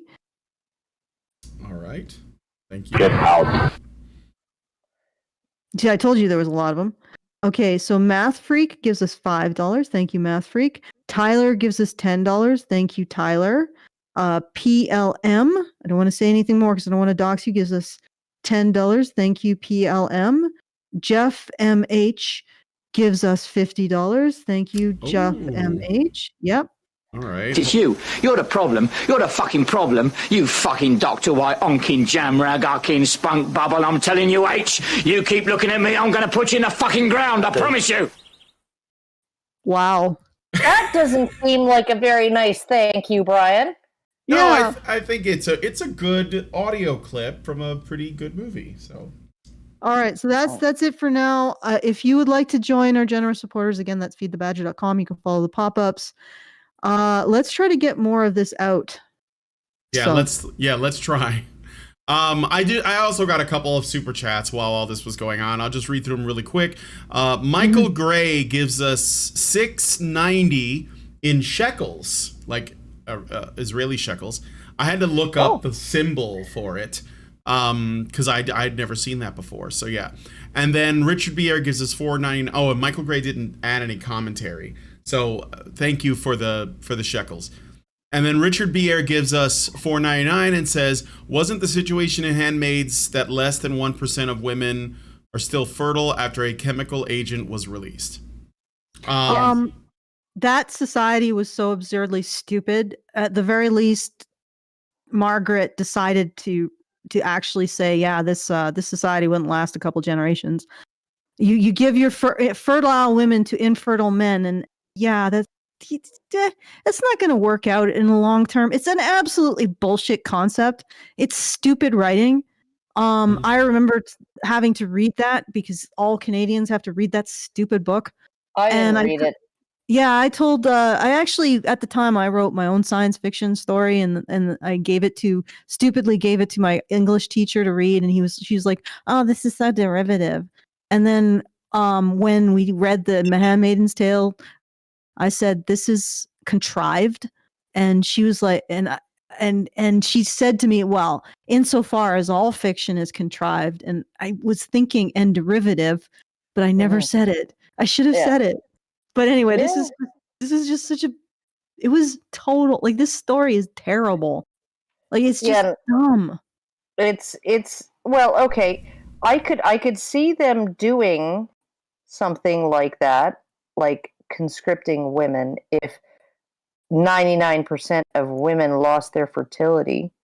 But they do it a lot differently. What they would probably do is they would do more like the Nazis did and be like, I don't know, given to like a bunch of their prime specimens. Yes. Or something. Be like some weird. The Nazis got up to some weird stuff. Yeah, they did. But so they'd have breeding farms, not like you're screwing these old infertile guys. And then, oh damn, geez, we didn't have any kids. I guess we're all going to die as a society. Yeah. Okay. So I got another super chow. This is from Abigail. It says it's actually abs. I didn't know that I had all these symbols in that box, but ab/square floaty period Gale. All right, so it gives us $10 and says, just got here, but you deserve a tip for the important work you do. Thank you, ab/floaty period Gail. That's nice. Yeah, that is nice. So thank you. Let's try to get a little bit more in though. All right. Yeah. We'll finish the first video. We won't move on to the next one. This isn't like an episode of Stranger Things where I'm actually looking forward to the next episode. All right. Well, let's play the rest of this at least. So here we go. This is Nicole Badera, the sociologist that specializes in social media and probably gets paid buku dollars to do it. Oh, yeah. Talking about the case, that is often where you see a lot of the attention originally coming from. So, for example, a good comparison to this case would be Gamergate, where there was a lot of interest. What? Did she say that? Oh my God. What you just said is one of the most insanely idiotic things I have ever heard. At no point in your rambling, incoherent response were you even close to anything that could be considered a rational thought. Everyone in this room is now dumber for having listened to it. I award you no points, and may God have mercy on your soul. That was... I'm so glad you had your finger on that trigger, Brian, because... So what was your thesis? How is this like Gamergate? She's invoking Gamergate to make people freak out. She might explain her thesis. Yeah. Moving forward, let's give her a chance to, all right, let's to have a step listen. on her own dick. Yeah. Yeah. Even worse.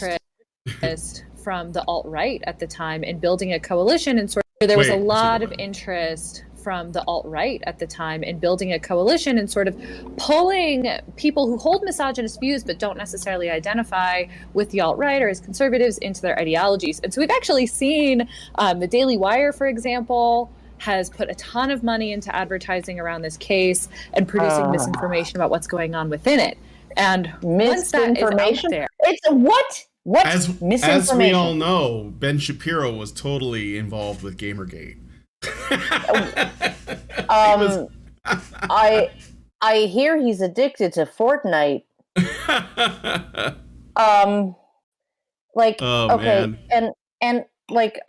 So you don't get to just say something is misinformation or disinformation, right? You actually have to bring receipts. Like this is one of the things, like men's rights activists, anybody who's going counter social justice narrative, right? We all have to always bring fucking receipts, right? And these people, they just get to say shit. They just say shit, and through the power of their utterances, that makes the shit true. Mm-hmm. I want to at least get to the part where they start talking about how everybody supports Johnny Depp doesn't have sex education. Yeah, that's probably so the what's her big. thesis is she just asserts that Gamergate was about misinformation.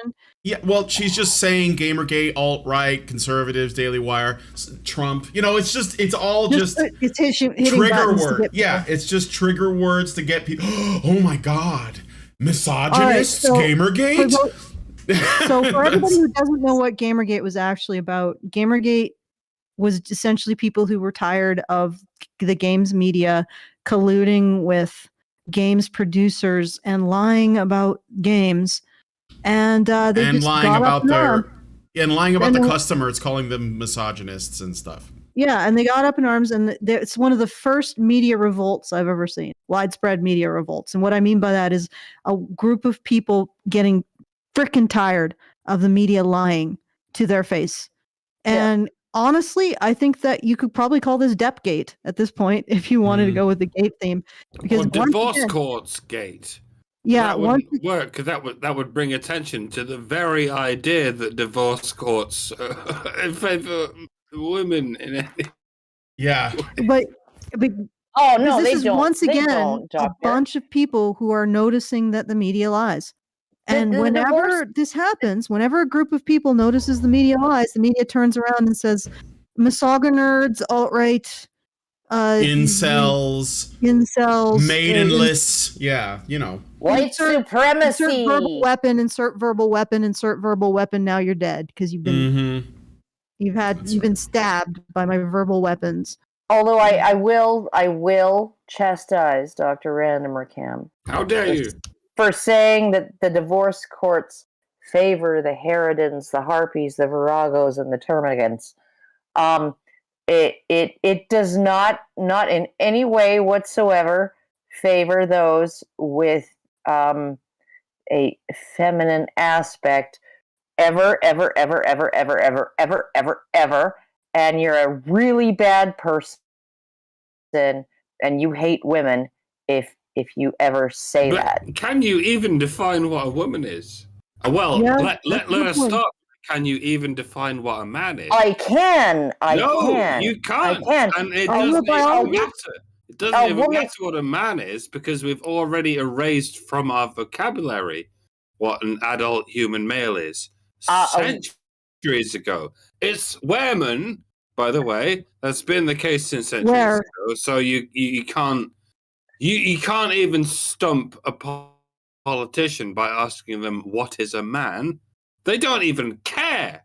For the record, man is historically a degendered term referring to all adult humans, women and withmen alike, hence the term mankind. It doesn't refer to male humans, it refers to adult humans, because adult male humans have been long since relegated to just adult male humans or just adult humans. As an adult male human, you don't get an identity unless you're doing something worthwhile, and then you get to be defined by your job. But adult female humans, a repairman or a handyman or a policeman or a fireman. Exactly, but adult female humans continue to retain their identity because of the organs they have. So as soon as the term woman is in any way jeopardized, the left wing and the right wing come together and protest about what's happening to the identity of adult human females.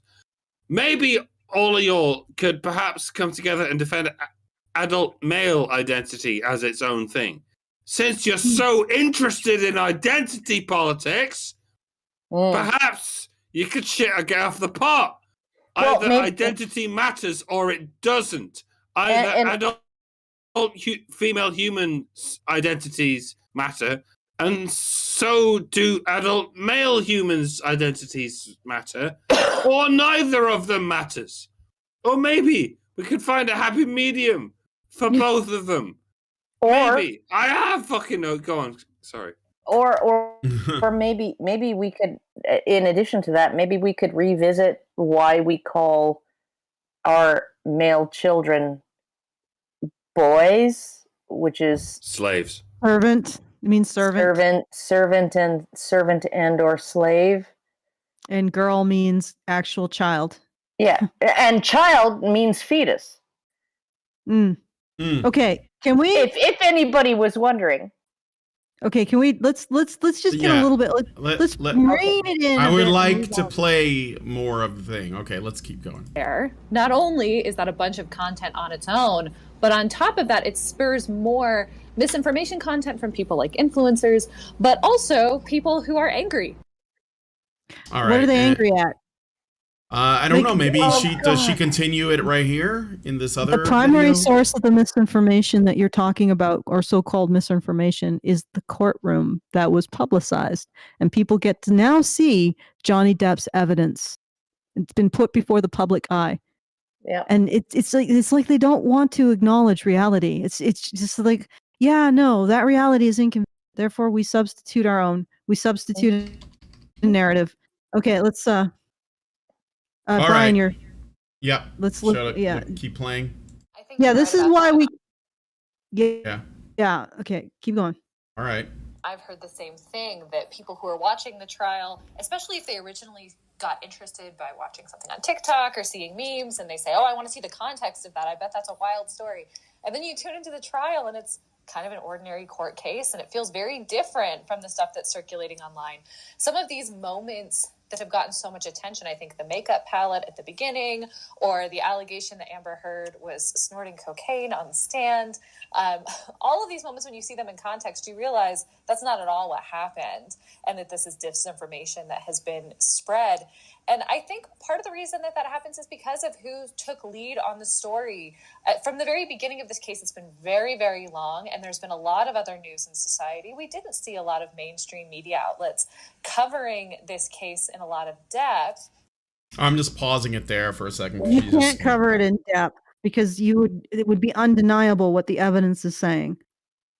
And thank God the media sort of blacked out on it, and then everybody else took it up. Because could you imagine? Basically, what the media would do, it would be showing you like 6-hour courtroom video with narratives, like just over. They'd basically just be talking over it. They wouldn't even put the evidence in. You wouldn't get to hear the people talking. It would just be the media speaking over what's happening in the courtroom and narrating it according to their agenda. Yep. That's what they do. They don't do shit like this. All right, shall I continue? Where you listen to it and respond to it in real time. It's not what they do. There were few, but there weren't a ton of people who were taking lead on the story, or maybe there'd be a small article here and there, versus, for example, influencers on TikTok who made this their entire full-time job. There would be a small article here and there. A small article here and there. Why do you think that is in mainstream media? Why do you think that is? Because they don't want to show what's going on in the case. Because there's no way to actually like lie about it since it's being broadcast. Yeah. Exactly. And then if they lied about it, if the mainstream media lied about it, Depp would have more defamation suits that he could pursue. Yep. All that they are focused on. And those people very often are not experts on issues of gender-based violence, and so it's not surprising. Oh, yeah. I know. They're not experts. They haven't been trained to spot misogyny. Wasn't that what... yeah, of course. What Rebecca Watson said about the atheist conventions?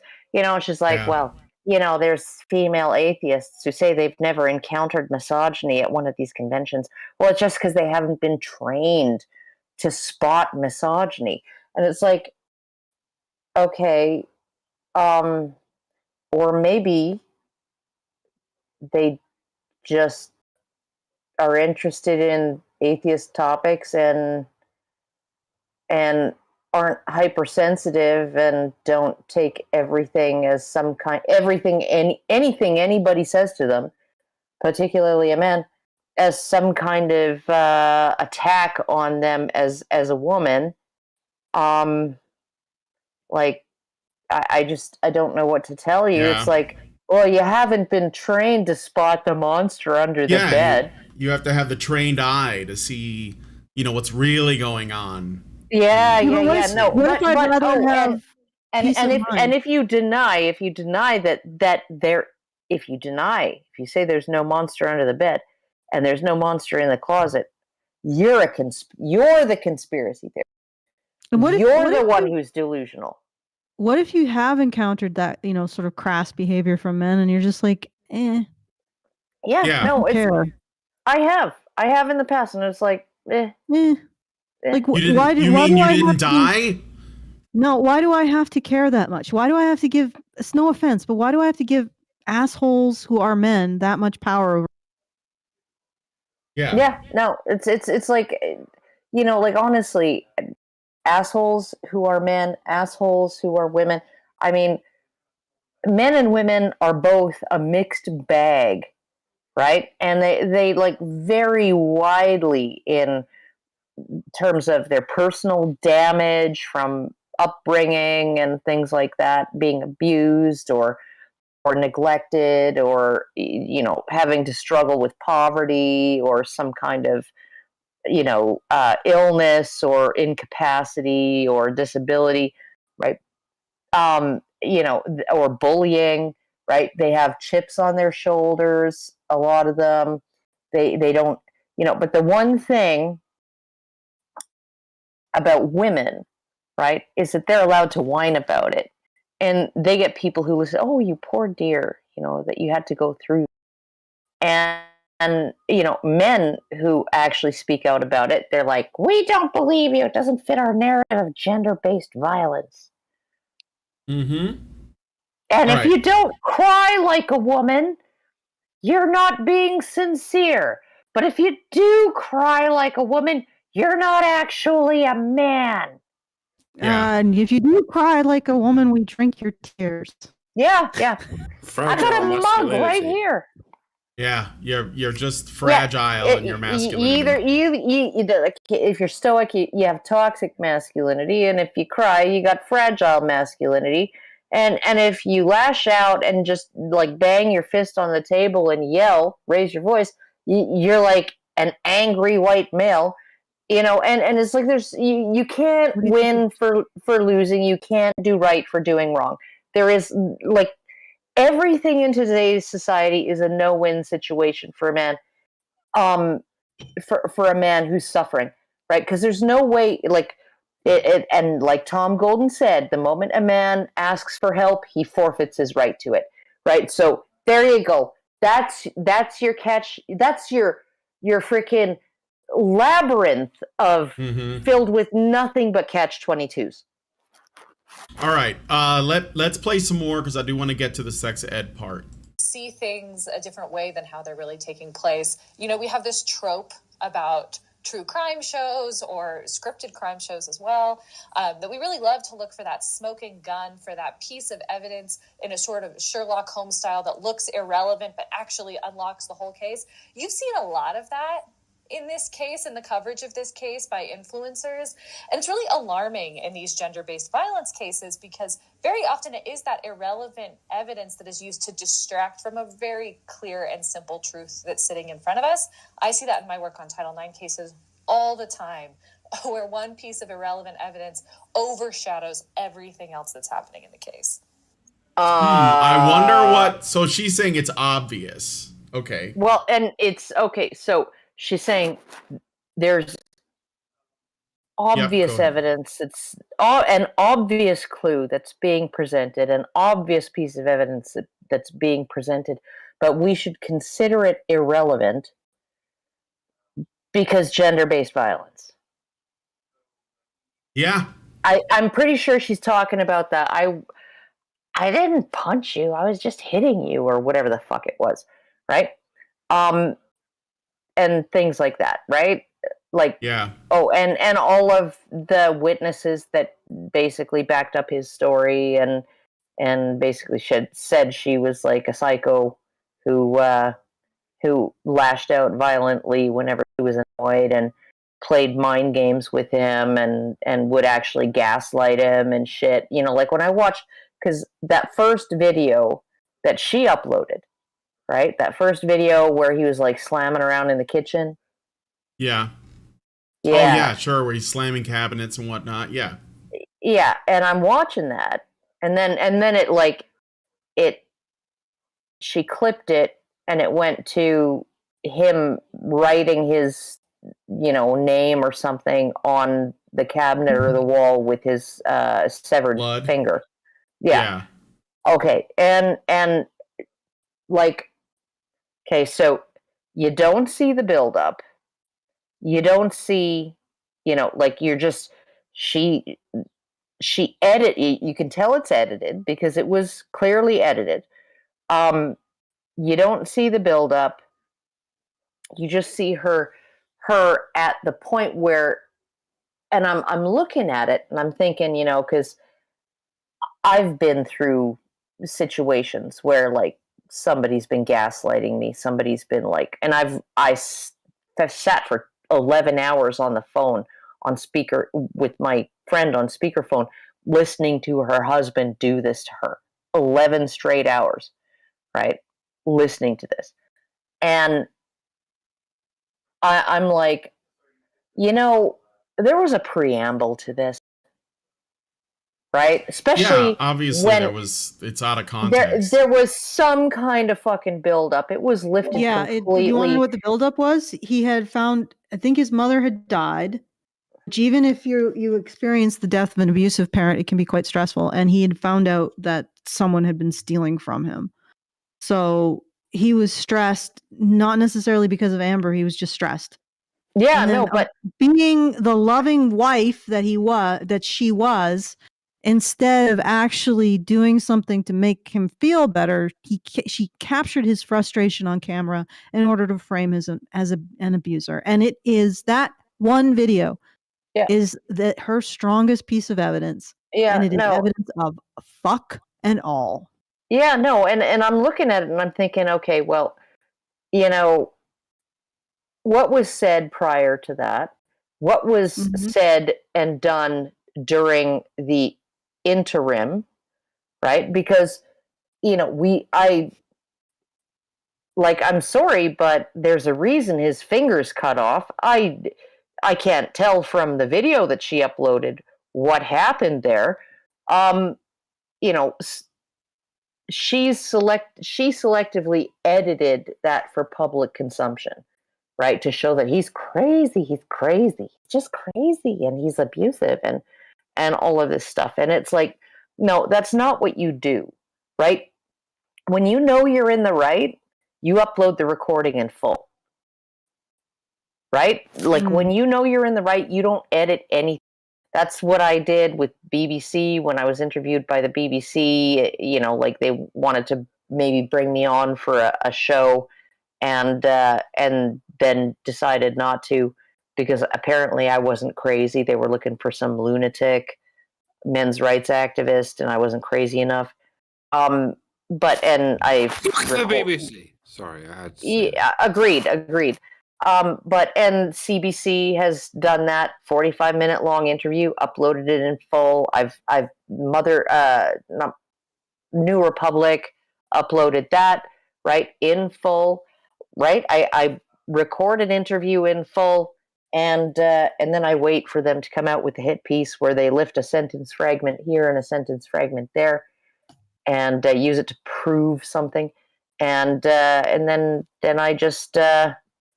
I upload the entire fucking thing, right? Because if you believe you're in the right, you don't edit for content at all. You just upload the whole fucking thing, which, as far as I can tell, is what Johnny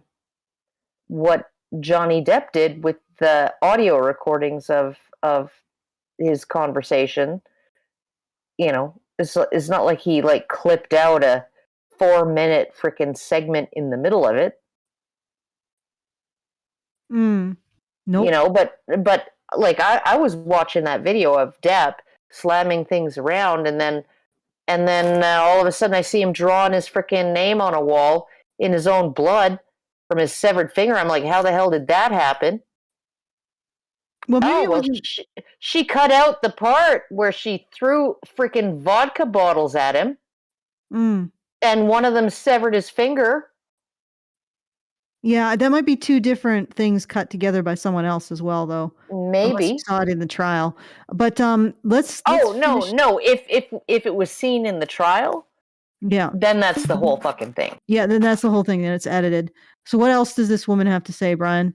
All right, let's see. I think the TikTok audience is really interesting for a few reasons. One of them that we don't think about very much is that TikTok's audience is a lot younger than a lot of other groups. And so if you think about the people in your family who have maybe been following this case the most, if your family looks like mine, it's the teenagers who actually weren't really old enough to be aware of what was going on during the height of the Me Too movement. And so I think that's one of the reasons that it feels a bit like we're having this backslide, that it feels like the Me Too movement has lost out. And if you listen to the closing arguments today, Johnny Depp's lawyer certainly invoked the Me Too movement in suggesting it's being abused in this case and is trying Yeah, well, you notice it goes back to the thing I was saying, what the Johnny Depp. So, Karen and Alison, have pointed out in the past that the reason why this case is important doesn't have as well.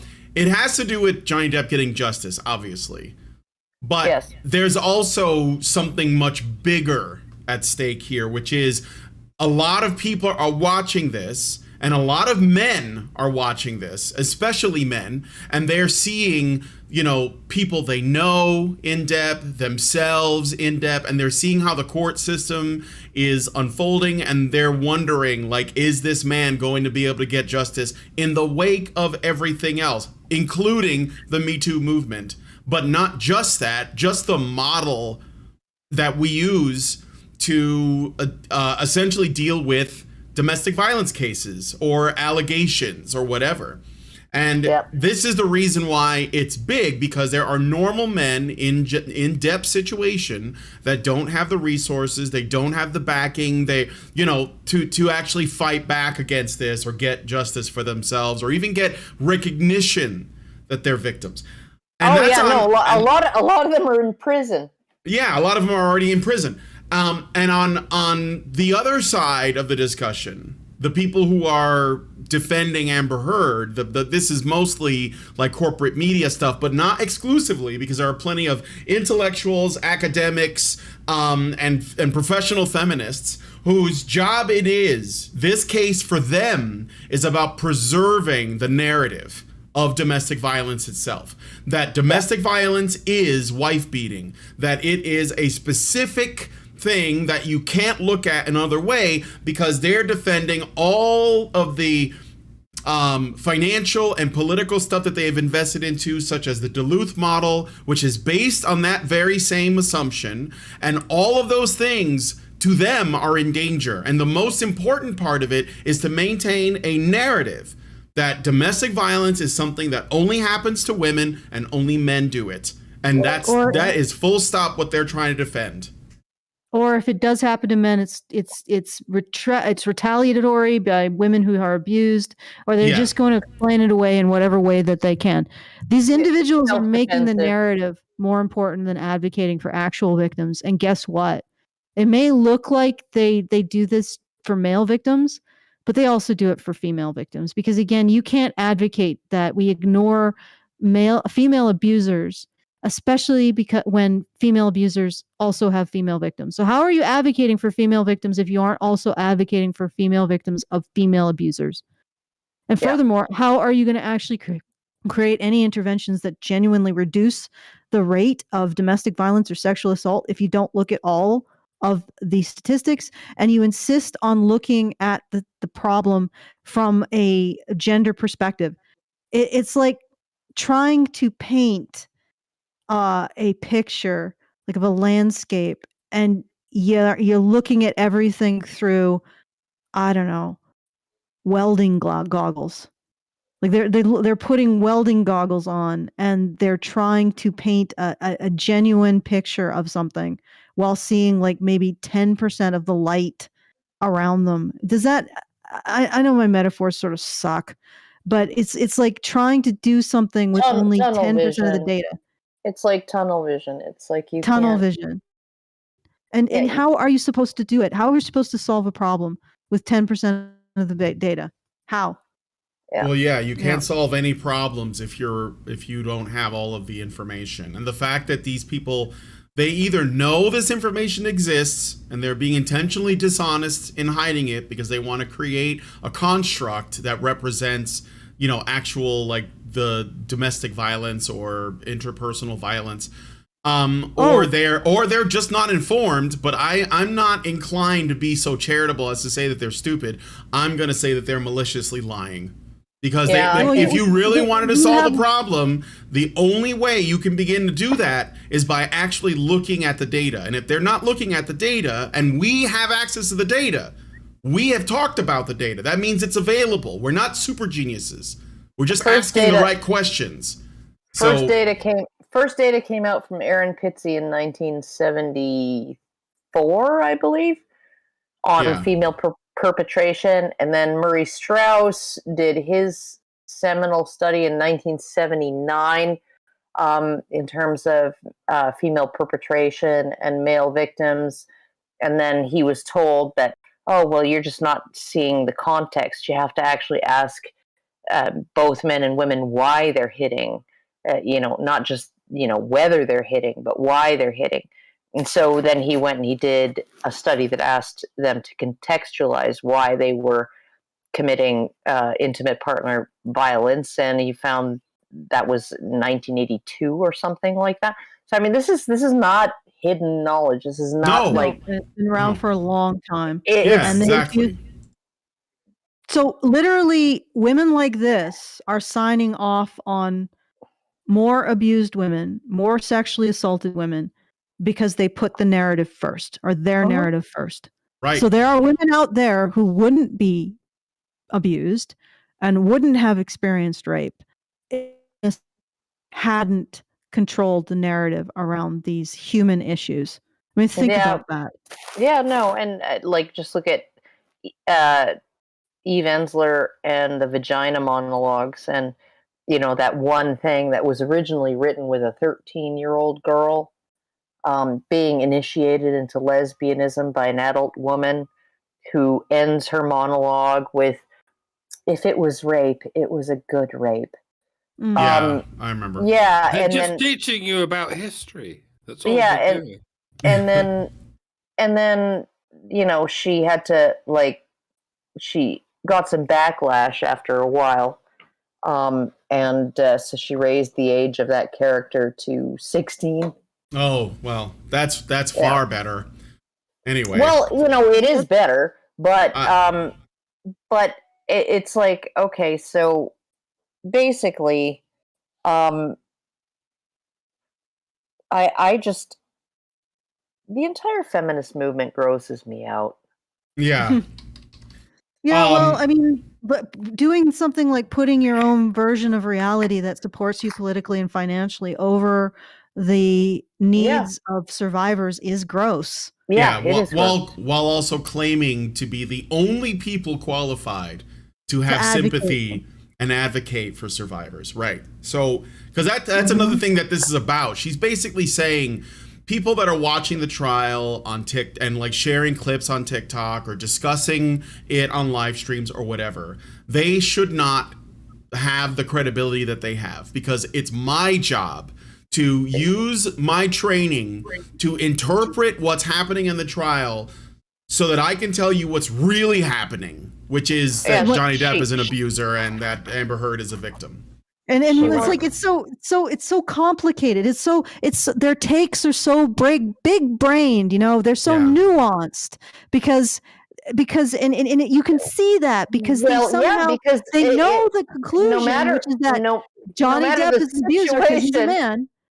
Yeah, no matter the situation, they can waterboard everyone around to the conclusion that that's the nuance. You see, it was his fault. Yeah. No, yeah. Okay, so they'll have the predetermined conclusion. The man is the abuser. The woman is the victim. The nuance comes into massaging reality into the predetermined conclusion. That's where the nuance comes in. Mm-hmm. All right, let's finish this. All right, let's play some more. Trying to take the sales out of it a bit, but I think that there's something else going on here too, which is the audience for TikTok influencers very often are people who are too young to get that education. And what we're seeing right now is that the limits of any kind of social movement like the Me Too movement, it's not going to go as far as it needs to unless we put in some structural changes. That includes changing the legal system, which we know betrays survivors and can be used as a weapon of perpetrators' abuse. Holy shit. Oh my God. Not enough men are being arrested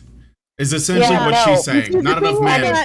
What she's saying is that Johnny Depp should never have had the opportunity to put his side of the story into the public eye.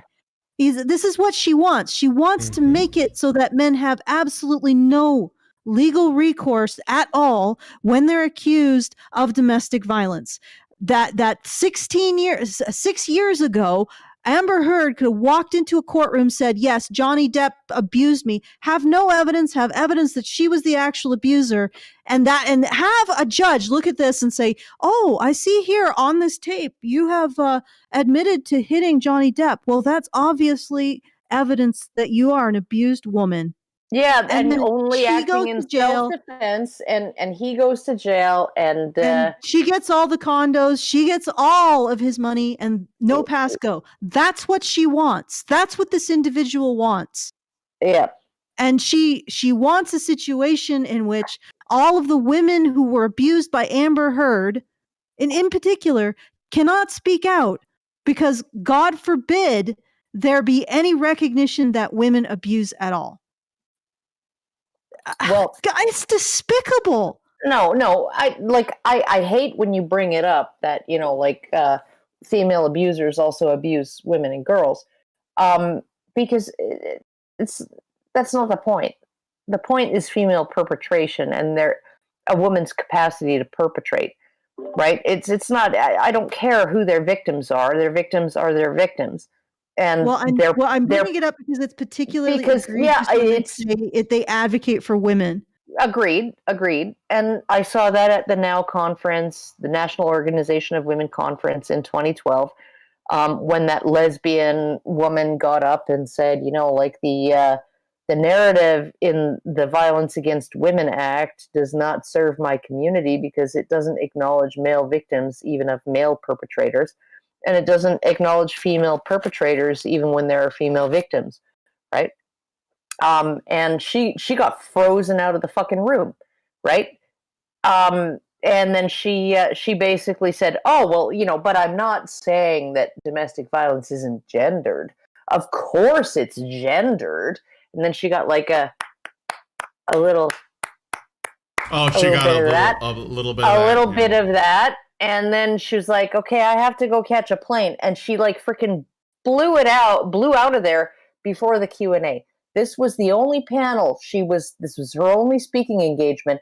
Somehow she had a plane to catch before the Q&A was over, right? Because she saw what I saw, which was all of these freaking radical feminist women just glaring at her, going like, I don't understand what the fuck you're saying. I don't like it. I don't like it. Part of the narrative. If those kids could read, they'd be very angry with you. That's right. That's right. You know what she's alluding to? She's also alluding to sex education in schools. So somehow they are saying we need to get into schools. To incorporate domestic violence training. And we need to teach kids that it's always a man who's abuser. It's always a woman who's abused. And that nuance is about when you see a woman stab a man to death, the nuance is how you massage her into being the victim. That's the nuance. Yeah. No, it's the mental gymnastics that help you circle around to actually he was the one who was the perpetrator and he deserved what he got. And I'm just like, it's and like introducing this into sex education or into, you know, health education or whatever, right? Because, you know, you have health class in school, or some school systems do that, health class.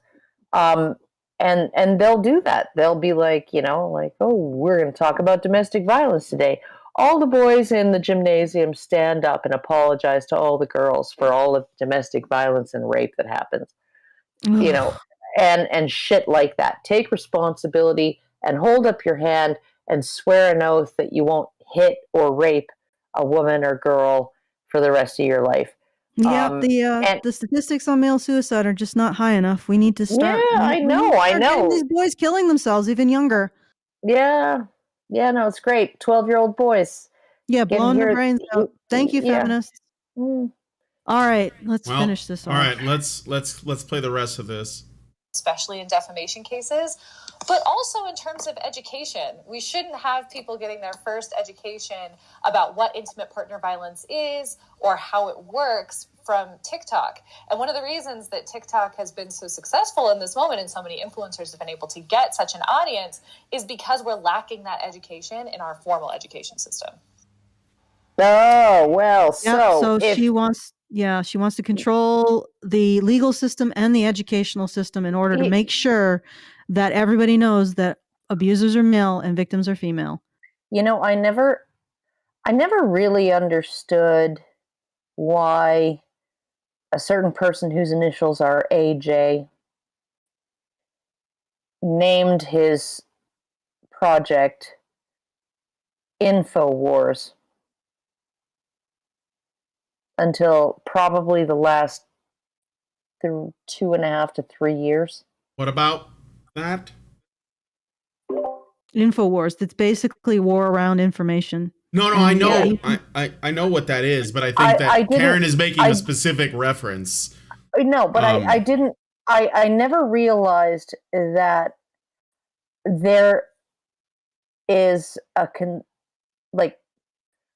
I always kind of thought that most of this could be explained by people's natural impulses, right?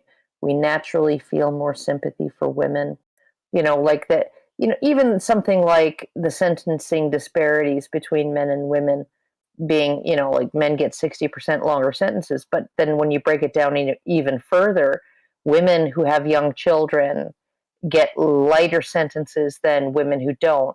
Men who have young children get heavier sentences than men who don't, right? And, basically the idea behind that, right, is I think a human impulse, right? That, kids need their moms.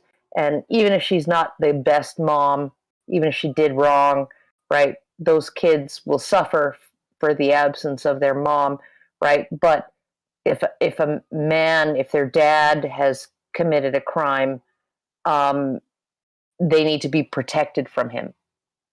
Mm-hmm. Okay, so I mean, these are natural human impulses, but they've been transcribed into theories that actually don't reflect reality, and those theories are taking over. And what's frustrating to me is that you have the mainstream that is subscribing to these theories, right?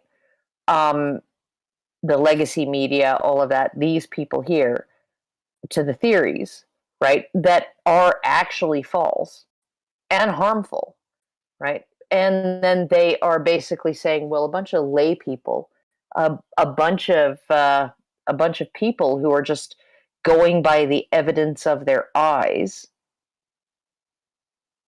they just don't have the training required. They don't have the nuance, Karen. Yeah, they just don't have the nuance. They don't have the context, right? And so they need to be taught the context in, grade 8 at least, but maybe even kindergarten. And I'm looking at it and I'm like, okay, so it is actually an information war. And so I had InfoWars. I was like, InfoWars? What the fuck is that? What does that even mean? Right? Now I know what it means. I know what it means after 10, 12 years of doing this, and particularly the last, since the Koofaloof. The Koofaloof, Mr. Koofaloopagus. Yeah. Yeah, the Snifflegus. The Sniffleupagus. Mr. Sniffleupagus. Mr. Snifflebug. Yeah, no. Ever since that, I've been realizing that. Yeah, no, this is like honestly, an information war. It's scaffolded on our instincts, but they are manipulating them into way beyond what they should be. Yeah, no, and I'm looking at certain coverage of certain topics right now, and I'm even absolutely furious with certain conservative outlets who are generally decent on men's issues. Right? They're generally decent on certain aspects of, American society or Western society, right? That need work and need attention and all of that. And, these, right wing or conservative pundits who are like, well, yeah, no, we need to actually pay attention to this because these are the people we're relying on to keep the lights on, the water running, and the planes from falling out of the sky. So like that, we should probably like pay attention to their health and well-being. But which is a very utilitarian stance. It's not based on compassion necessarily. It's based on necessity, but better than nothing, right? Yep. But even they're carrying water for false narratives in other areas, in terms of conflicts and other things that I'm just like, yeah, no, we're the great Whitmer napping plot of 2020. I don't know if you guys have read about that. It doesn't ring a bell. Oh, Gretchen Whitmer, governor of Michigan. A plot to kidnap her.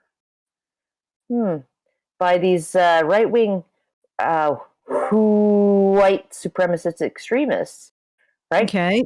It's all come out in court that there were actually more FBI agents, undercover agents, and confidential human sources involved in that plot, including the guy who was in charge of the plot. Then there were randos who were posting anti-Gretchen Whitmer memes on the internet. Okay. Right? So, and they spent 6 months, right?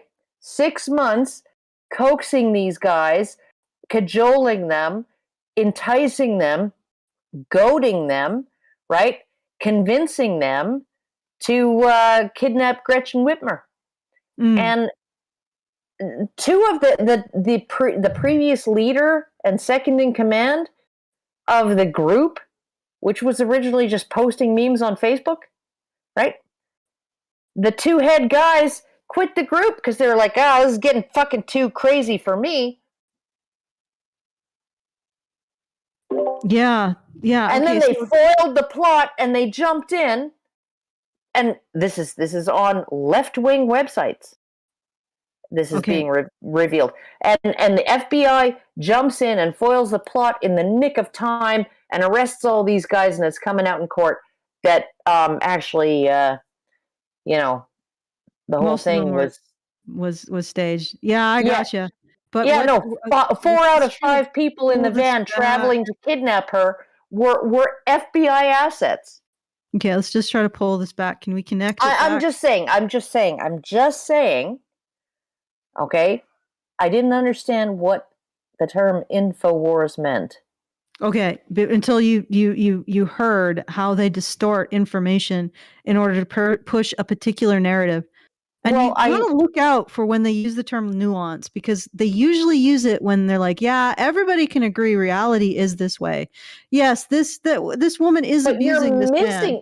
But you're missing the nuance. You're missing crucial context. Or not even context. You're just not seeing it in a nuanced way. Because if you see it in a nuanced way, you will see that actually it is a man hitting a woman as she hits him.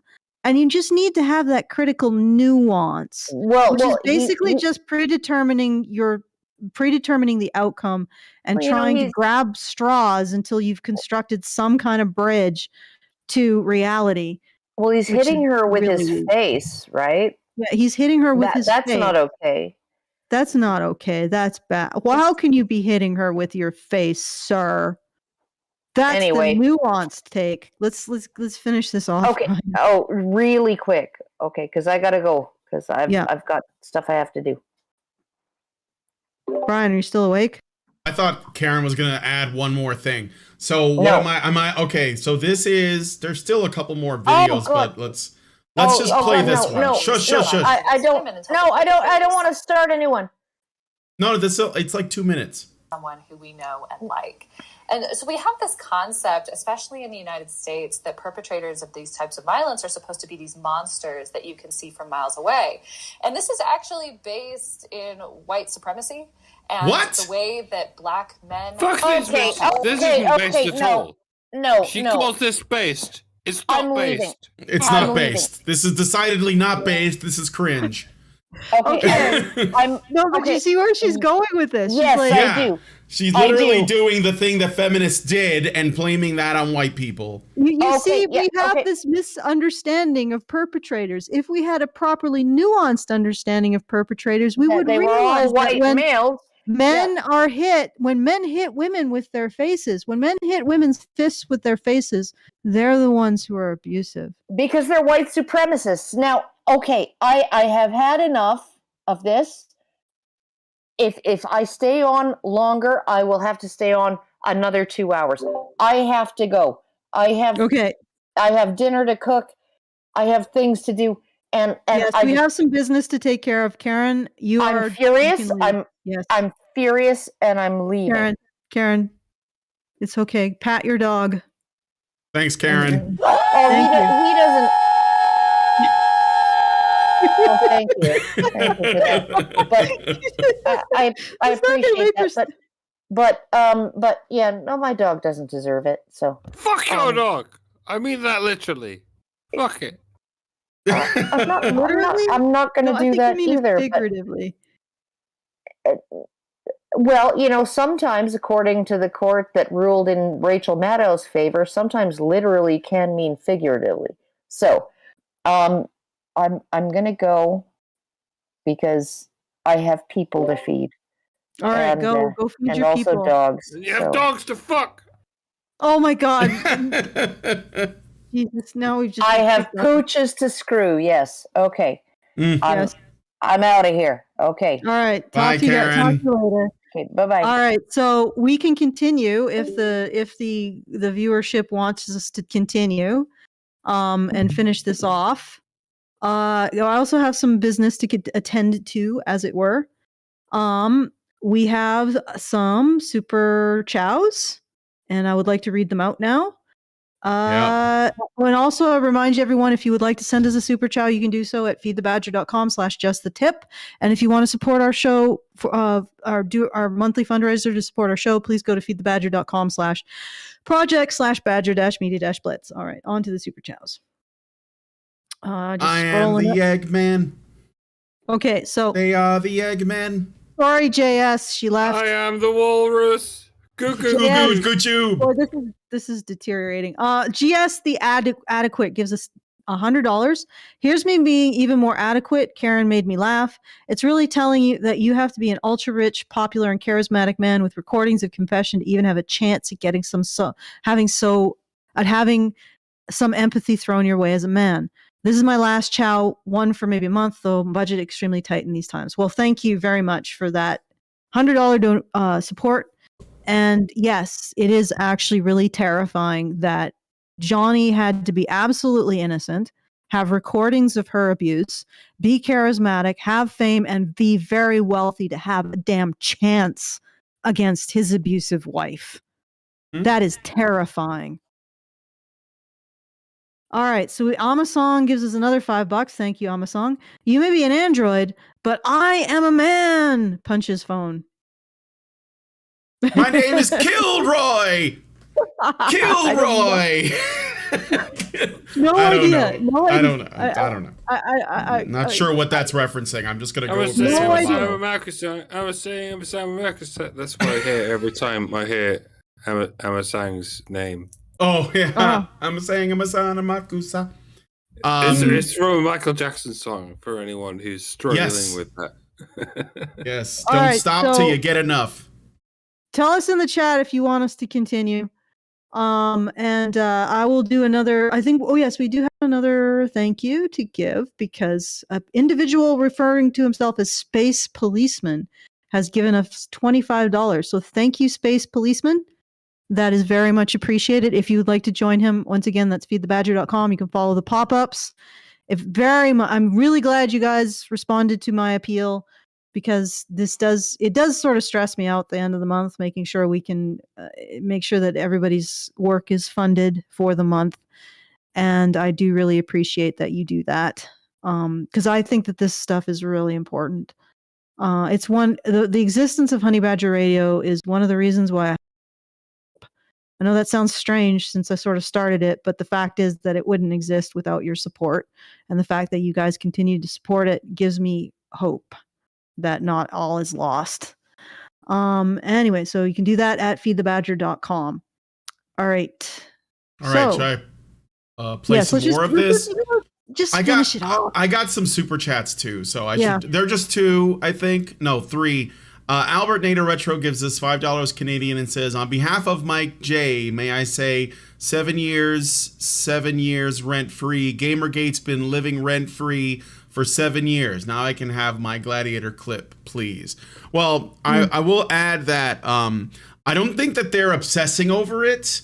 I think that they see the Gamergate term as a useful tool. That's why they constantly invoke it. I don't think that they're like I don't think they're at all legitimately traumatized by the existence of Gamergate. It is a useful tool in their mind, so that's why they do it. So I don't consider. Are you not entertained? Are you not entertained? All right. But yeah, just bear that in mind, because when people say this person is living or this term is living rent free, I think it suggests that they're like shaking and crying over it. They're not. This is all useful, right? They believe that they have successfully spun Gamergate into a tool, a weapon that they can use on anyone. I mean, they're literally trying to use it on TikTok users who might have been too young to know what Gamergate was, but it doesn't matter. They're going to use it anyways. So yeah, and all these TikTok users are looking at their evidence. They're seeing Amber having confessed to hitting Johnny. Yeah. They're just concluding. She doesn't act like a victim. And this isn't about talking about the perfect victim. She literally acts like an abuser. Okay? At some point, you got to recognize that people act like abusers. Like literally, you can't say, well, a woman is not a perfect, just because she hits the guy, just because she stabs him, just because she shoots him, you just want her to be a perfect victim. No. Just because she emotionally abuses and controls him, you just want her to be a perfect victim. No. I mean, this is how they use the term perfect victim to deny that women abuse at all. Because you could say this about any woman's behavior, that, even if she is the perpetrator by any logic and reasonable, evidentiary standard, you could say, well, you just want her to be a perfect victim. No, she's not. She's the perpetrator. Look at how she's behaving. She isn't having panic attacks during the closing arguments. She's laughing her ass off. She's giving narcissistic smirks because she knows she looks over at Johnny and Johnny Depp, and I've had panic attacks. I know what the breathing is like. He is breathing like he is about to have a panic attack. He may looks completely stoic or even slightly angry, but he's trying not to have a panic attack. She's looking over, she's smirking her ass off. You know what she's smirking at? She's smirking at his suffering. That is an abuser. Okay, and the thing is that I'm just saying that for color. We know she's an abuser because she's admitted to it. All right. So thank you for that super chat. Yes, thank you for that. Okay. No, we're good. I'm good with the super chows. Okay. Nick Dunny gives us $2.99 in Australian dollars. Thank you, Nick, and says, let's just adopt the term Terran for humanity. Nice. That's a StarCraft reference, if I remember correctly. Richard Bier gives us $4.99 and says, will a wood chipper without trial or investigation be sufficient for the advocates of #MeToo, or does it need to go further than that? I mean, it just, there just shouldn't be a need for advocacy. We should just, if a man is accused, throw him in the wood chipper or the acid bath or whatever it is that they come up with. If he's not actually an abuser, he won't be cut by the blades. Exactly. If he's not a witch, he won't float on water. If he's not a witch, he won't catch fire. because witches are made of wood. It's just Yes. it's that ridiculous kind of logic. They're made of duck. Duck, I tell you. If Johnny wasn't an abuser, then the rumors wouldn't have caused him any harm at all. It's ridiculous goddamn logic. Let's finish this though. Let's finish this sucker.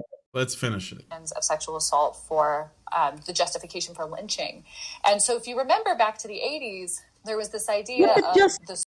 Remember that 30% of lynchings in the United States were of white men. And immigrants and poor men, but she's saying sure, but my central most important point is they were all men.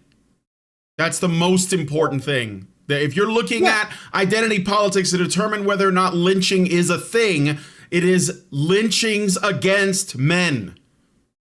That's who got lynched. That's all that really matters.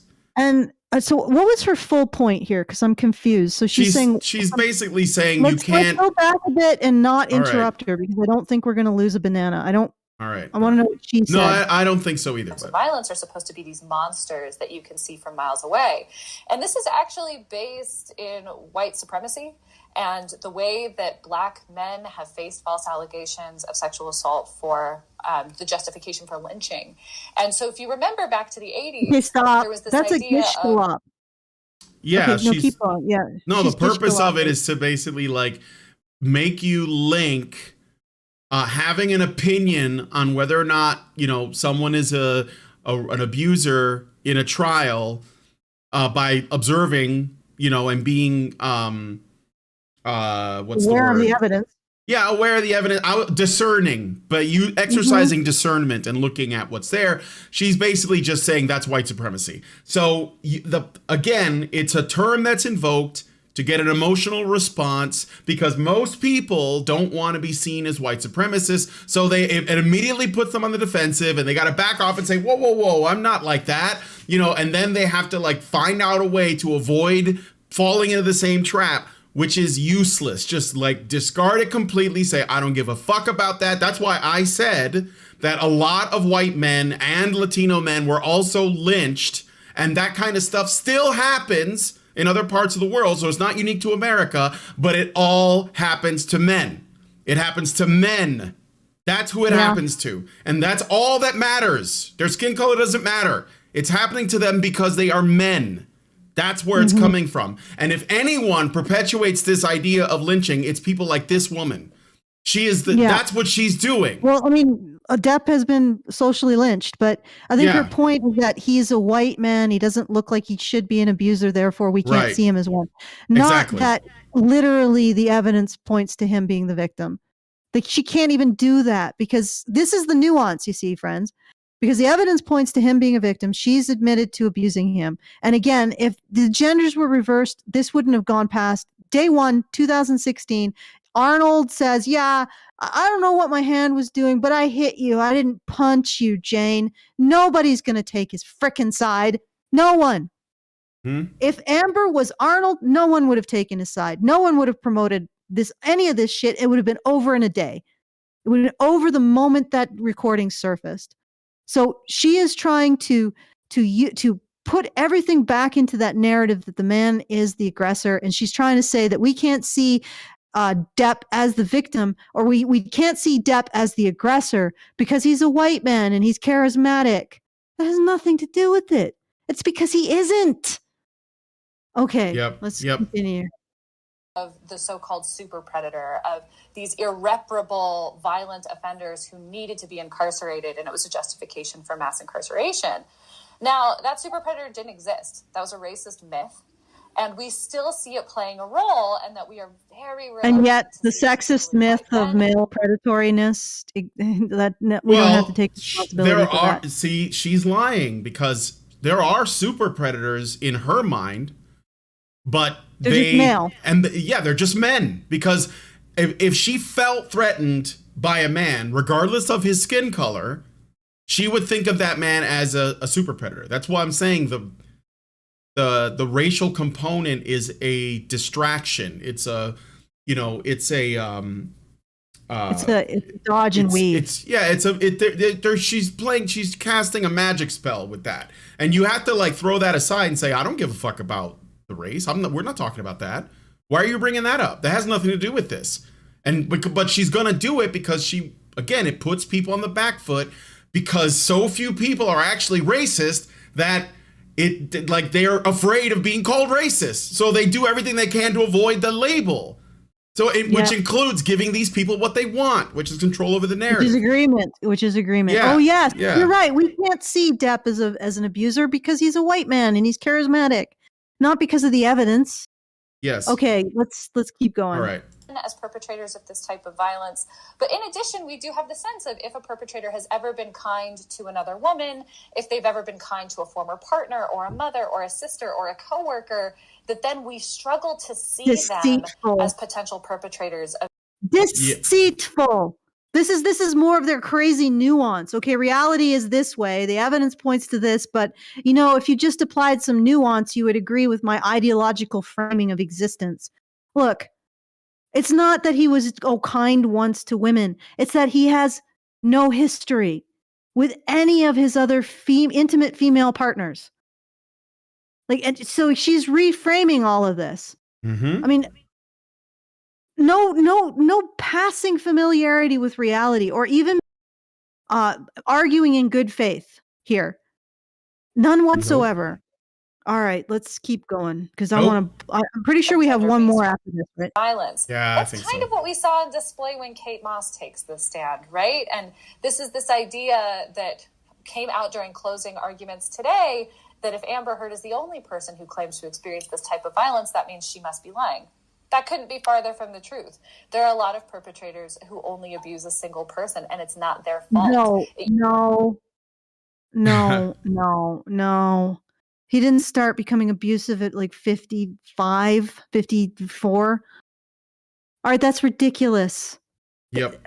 And also, you're looking at a pattern of abuse with Amber. Literally, what she's trying to say is we ignore all evidence and substitute her ideology. That's it. Ignore all evidence, substitute my ideology through nuance and learning about sexual education in schools. Which I guess you'll just socially ostracize children unless they agree with your framing of everything. Okay, let's keep going. Pretty much. It usually is reflective of the life circumstances of the abuser, but it does play into the sense of when there is a perpetrator who we know and like, we're really reluctant to accept that. We're really reluctant to recognize what they have done as violent. And so that's one piece, is we already have fans of Johnny Depp's that are probably pretty unlikely to see him as violent because they know and like him. And it makes us feel unsafe to think that we could be a bad judge of character, when in reality, the reason that perpetrators can get away with their behavior is because they don't abuse everyone, because they are good at hiding in plain sight. Wow. Okay. I mean, I don't know if you wanted to say anything about that, but I wasn't actually listening because somebody was being a spurg in chat. But I think from what I can remember, what she said is that predators can hide in plain sight. Yeah. Yeah, so essentially because people like Johnny Depp, it means that he can like more easily sneak in abuse, and people will like. You mean he can more easily resist the institutional abuse that you're ladling on him? Oh, God. This is just reality. I believe a particular narrative, reality should not apply. And if you don't believe the narrative, if you can't somehow massage reality into the narrative, this is domestic violence of the gaps. Like, seriously. I mean, how can you not say that Johnny Depp didn't, I mean, can you ever prove that he didn't hit her once?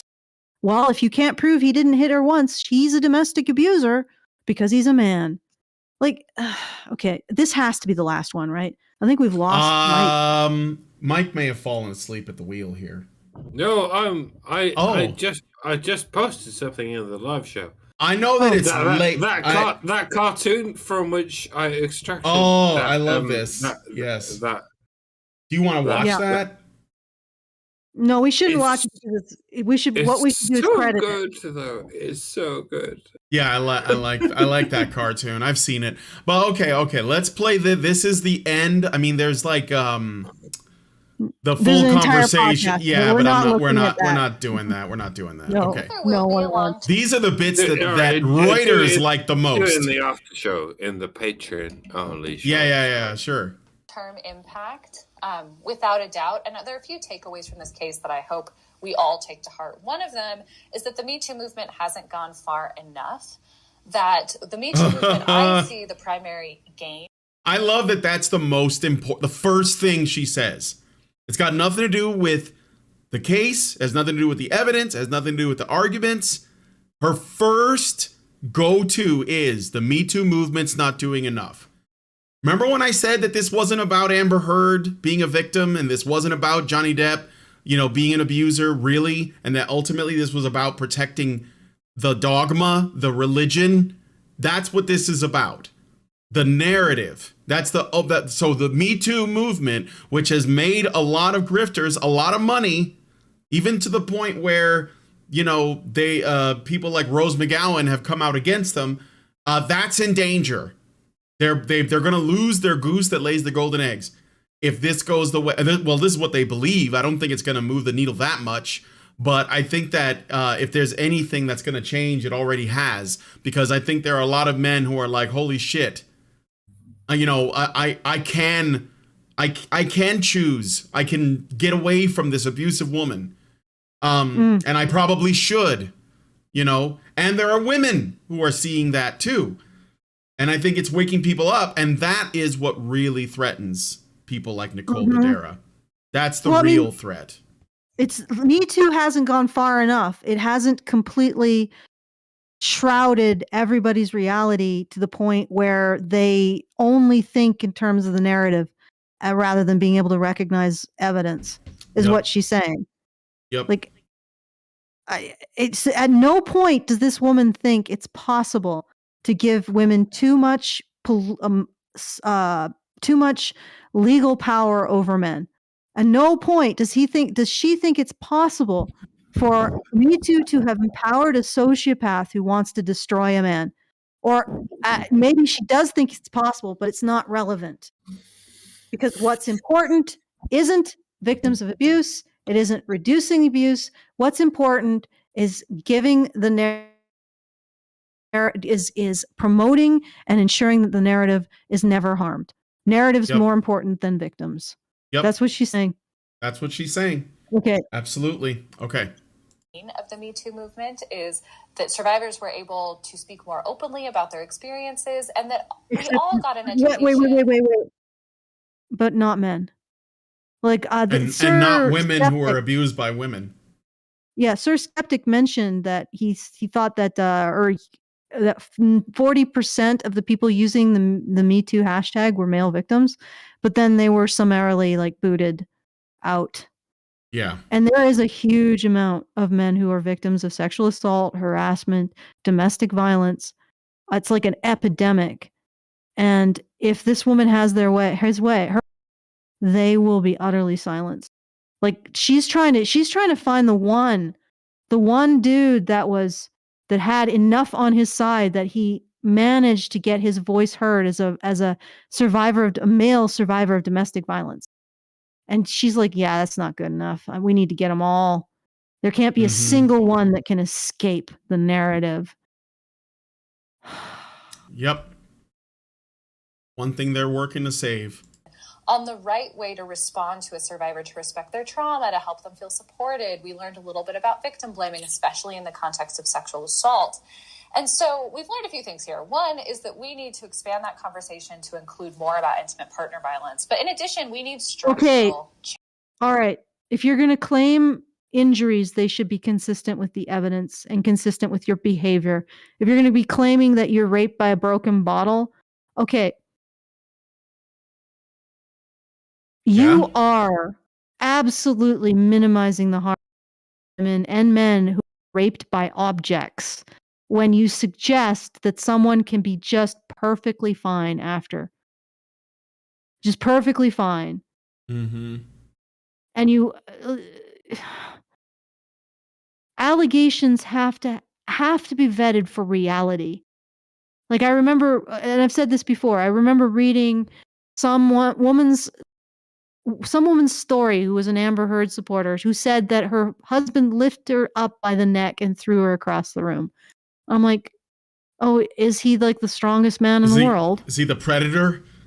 Yeah.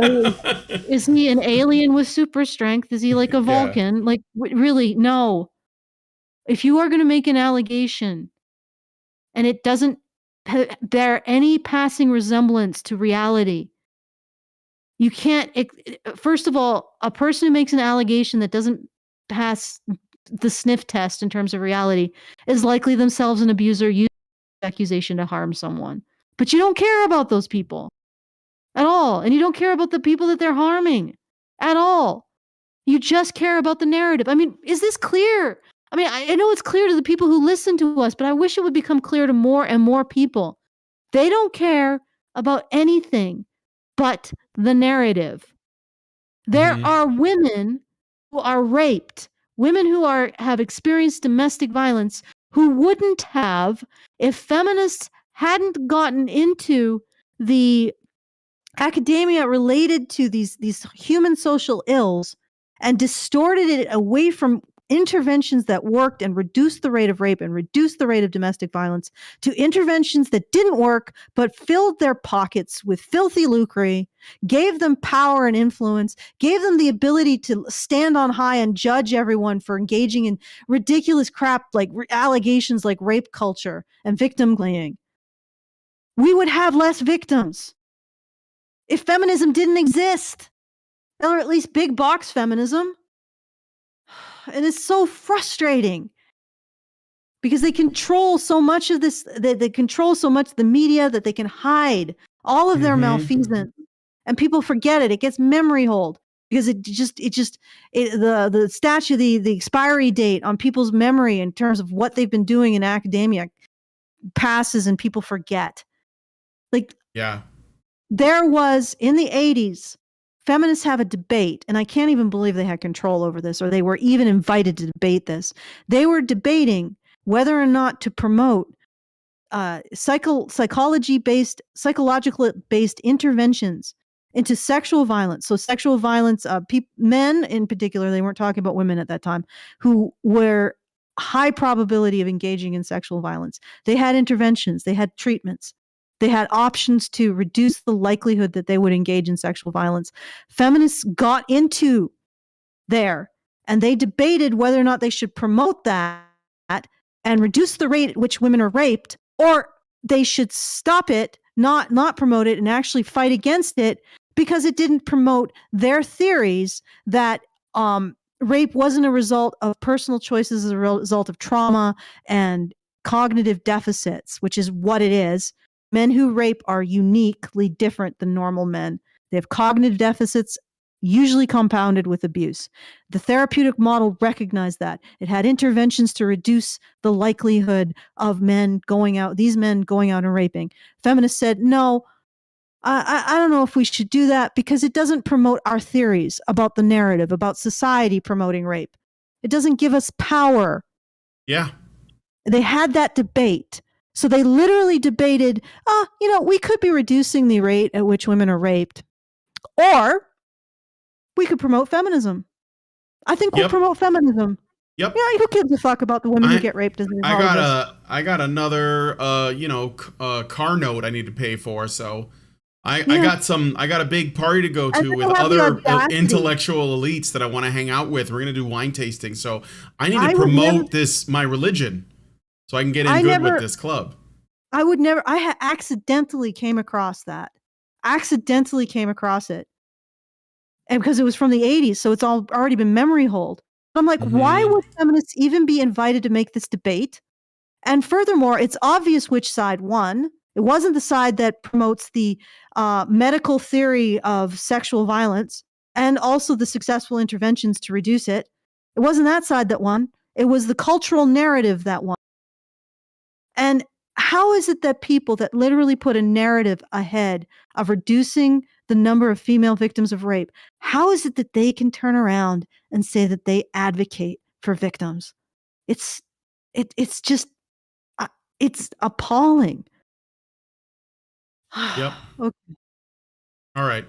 Change that, for example, these defamation lawsuits, which very often are filed by very real perpetrators hoping to humiliate and punish their victims, as well as very often is an equivocation. That means that we don't she's basically trying to make it into this is what always happens when she says very often, but very often is a meaningless term. What does that mean? How often is very often? Oh, I'm just going to say I'm at very often.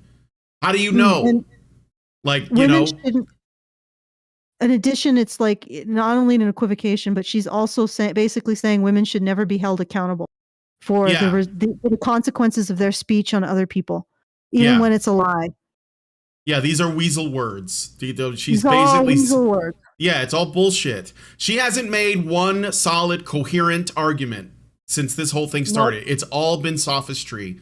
So if you guys think that maybe there's something we didn't address, give us the absolute strongest argument that she made through all of the video clips that we have played. Give me the absolute strongest argument.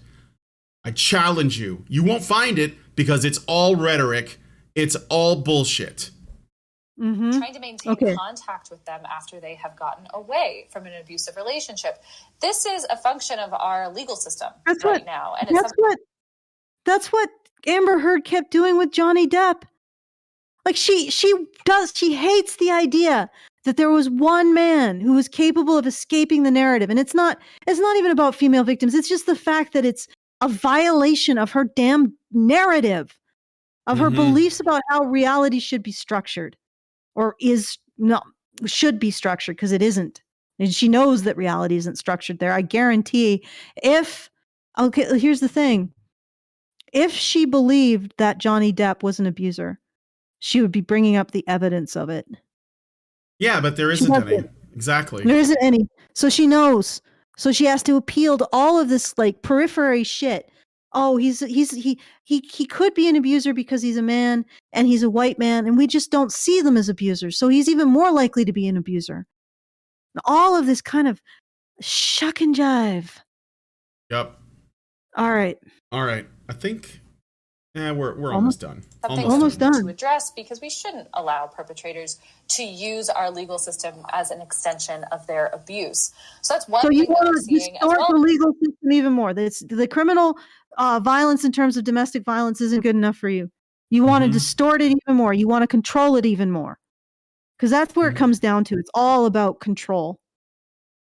All right. Oh, yeah. I am sort of sickened right now. I know. This woman is, well, I would say that she's like on a whole other level of disgusting cringe, but honestly, this is par for the course. Extension of their abuse. So that's one thing that we're seeing, as well as we need more protections to make the legal system as a whole easier on survivors. The criminal justice system in particular is known to re-traumatize victims that are the very people who it's supposed to be supporting. And so that's something that we really need to change. No. The justice system doesn't support victims. It supports justice and due process. How is it that people are just like, oh yeah, that makes perfect sense? No. Yes, it may be stressful for a victim to try to attempt to get justice through the justice system, but there has to be checks and balances. There has to be presumption of innocence. Otherwise, the justice system itself becomes an instrument of injustice. Oh, God. Well, again, at times like these that I really understand why functional societies were like, yeah, women shouldn't be part of any aspect of the public life. Because it feels like as a woman, I'm sweeping after the damage that women have done to the judicial system, to, in many cases, a lot of different industries through these allegations. Yep. And maybe that's... You're breaking up. Get a little closer to your mic. Alison? Allison, are you there? She might drop. Oh, there. What's going on? Civil law isn't biased enough for her taste. We should do away with due process in criminal law and civil law. Just do away with it. Yeah. New standard, which You're breaking up again, Alison. Your internet seems to be struggling right now, maybe. I'm sorry, guys. She might come back. I don't even know if she can hear me. Damn it, you guys can't hear me? Am I not back? Well, you were breaking up. You were breaking up while you were doing your spiel. I don't even know why. I'm like really close to the mic and everything. Yeah, I don't know. I mean, I was thinking it might be your internet's being yeah. Okay, wonky, well, so. let me just essentially say what she's trying to do, what she's advocating for, what she's pushing for is that every time a woman makes an allegation, a man loses, essentially is unpersoned socially, goes straight to jail. Yeah, that's basically what she's saying. That's not a functional society. That's not a functional justice system. That's not functional. Right. Like, you're insane. Like this individual with her glasses and her bangs and her smile, she is insane. Daria. She's insane. Yep. It is like, why is this person even being entertained by a news outlet when she is absolutely batshit insane? And her ideas for what should happen are not just insane, unworkable, and will lead to the death of justice. Vicious. Like, why does she think that? Does she think that men are subhuman? That all they do is abuse, and relative to women who are saintly and never lie? Yeah. Like, is that what she thinks the world is? Does she think that? And of course, why wouldn't she? Because thinking such a thing, thinking that women are incapable of any kind of is certainly very useful for a woman who is a sociopath. You know, because then well, how could she possibly be doing something wrong? How could she? She's a woman. And that thus we have to deal with absolute insanity like this. This is what is astounding to me is that this woman has a platform. She has a platform. And that people get taken in by this. Because she will not be satisfied until women, an accusation with no proof against a man who has proof that the accusation is incorrect, or even that he's the abuse victim, that an accusation by a woman will summarily lead to that man being unpersoned and sent to jail and never being seen again. That's what she wants. Mm-hmm. And it is insane. And it is unbelievably hateful. Well, yeah, I mean, that's what she believes. She is a true believer.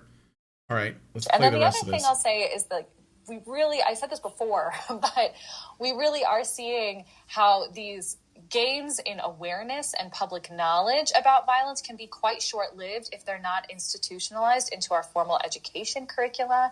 We really do need comprehensive sex education, which does involve discussion of healthy relationships. So those are the things I'm looking for moving forward as the way that I hope this case will extend the Me Too movement. But I think it's hard to say what will take place. Oh God, I've been seeing a lot of people tweeting that if the Me Too movement cannot include men, then it should die. Oh, should it ever?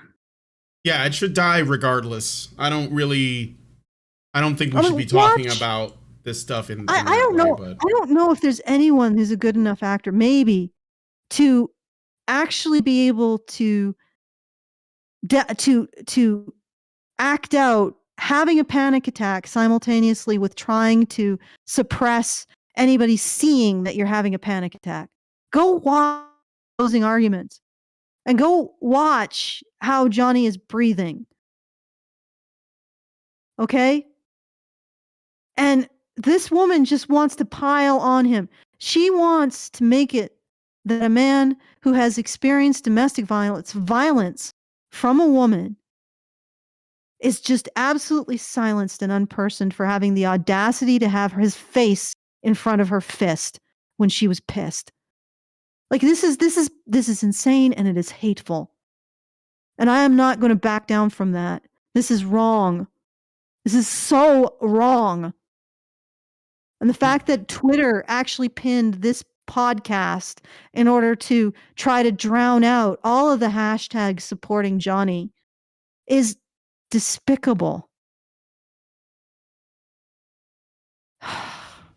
Yeah.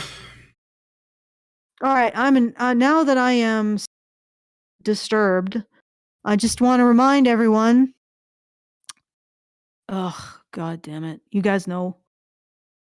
What? Well, I presume that we're winding down. Well, we've done all the videos. Do you have any like new thank yous or anything? Oh no, I don't have any new thank yous. So no new super chats, no new thank yous. Thank you for listening this far, and for everybody who supported us.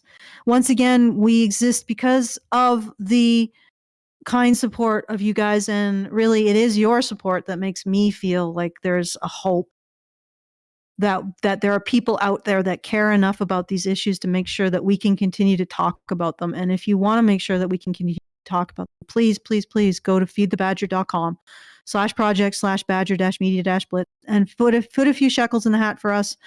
We do this content almost every day.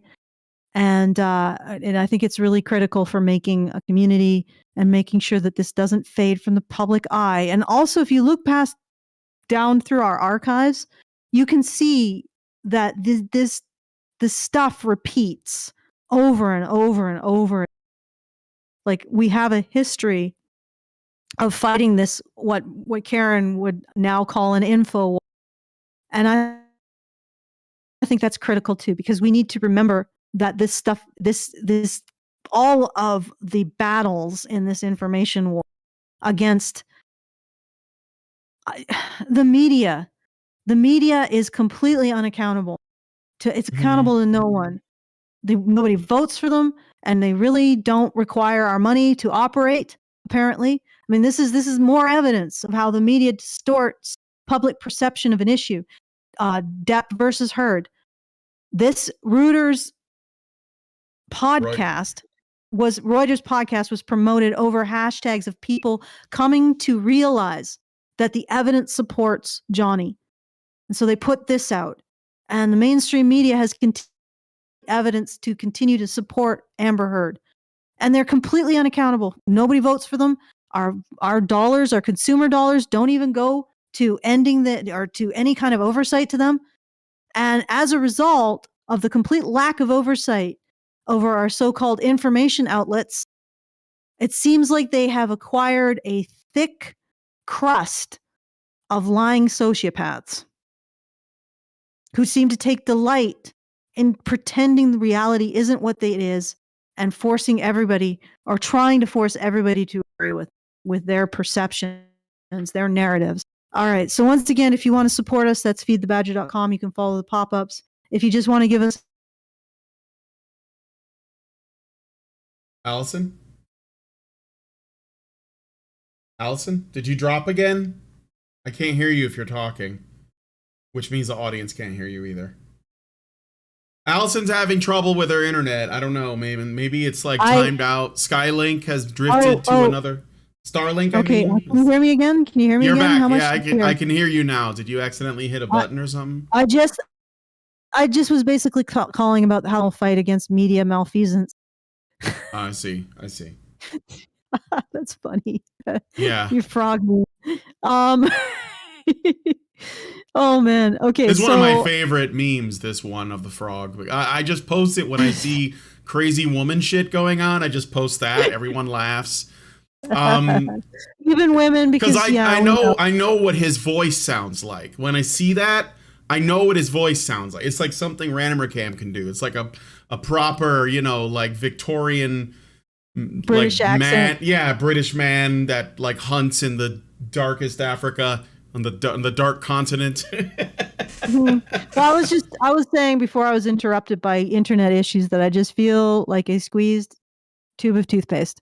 Oh right yeah, now. yeah. No, I have hear been ya. squeezed. I have very little substance left inside me because this is so freaking foul. Yeah.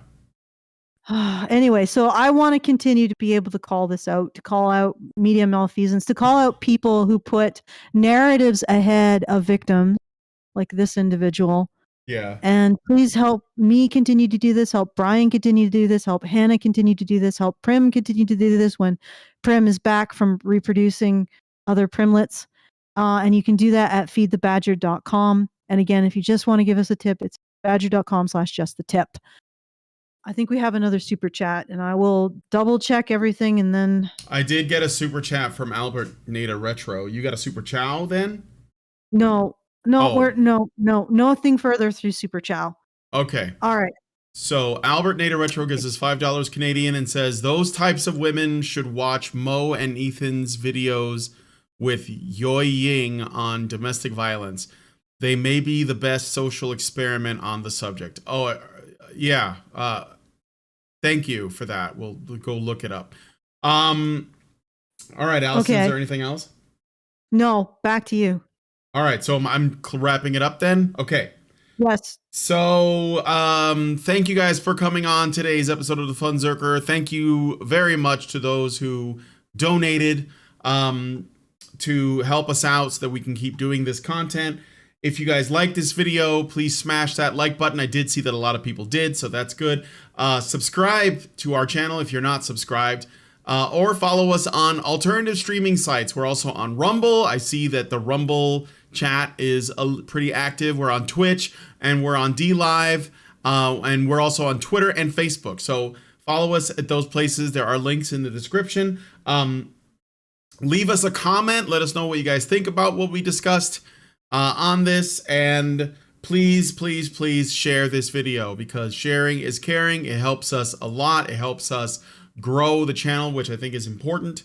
Yeah, thank you guys so much for coming on today's episode of the Fundzerker, and we will talk to you guys in the next video. Men's rights activists are machines, dude. Okay? They are literal machines. They are talking point machines. They are impossible to fucking deal with, especially if you have like a couple dudes who have good memory on top of that too.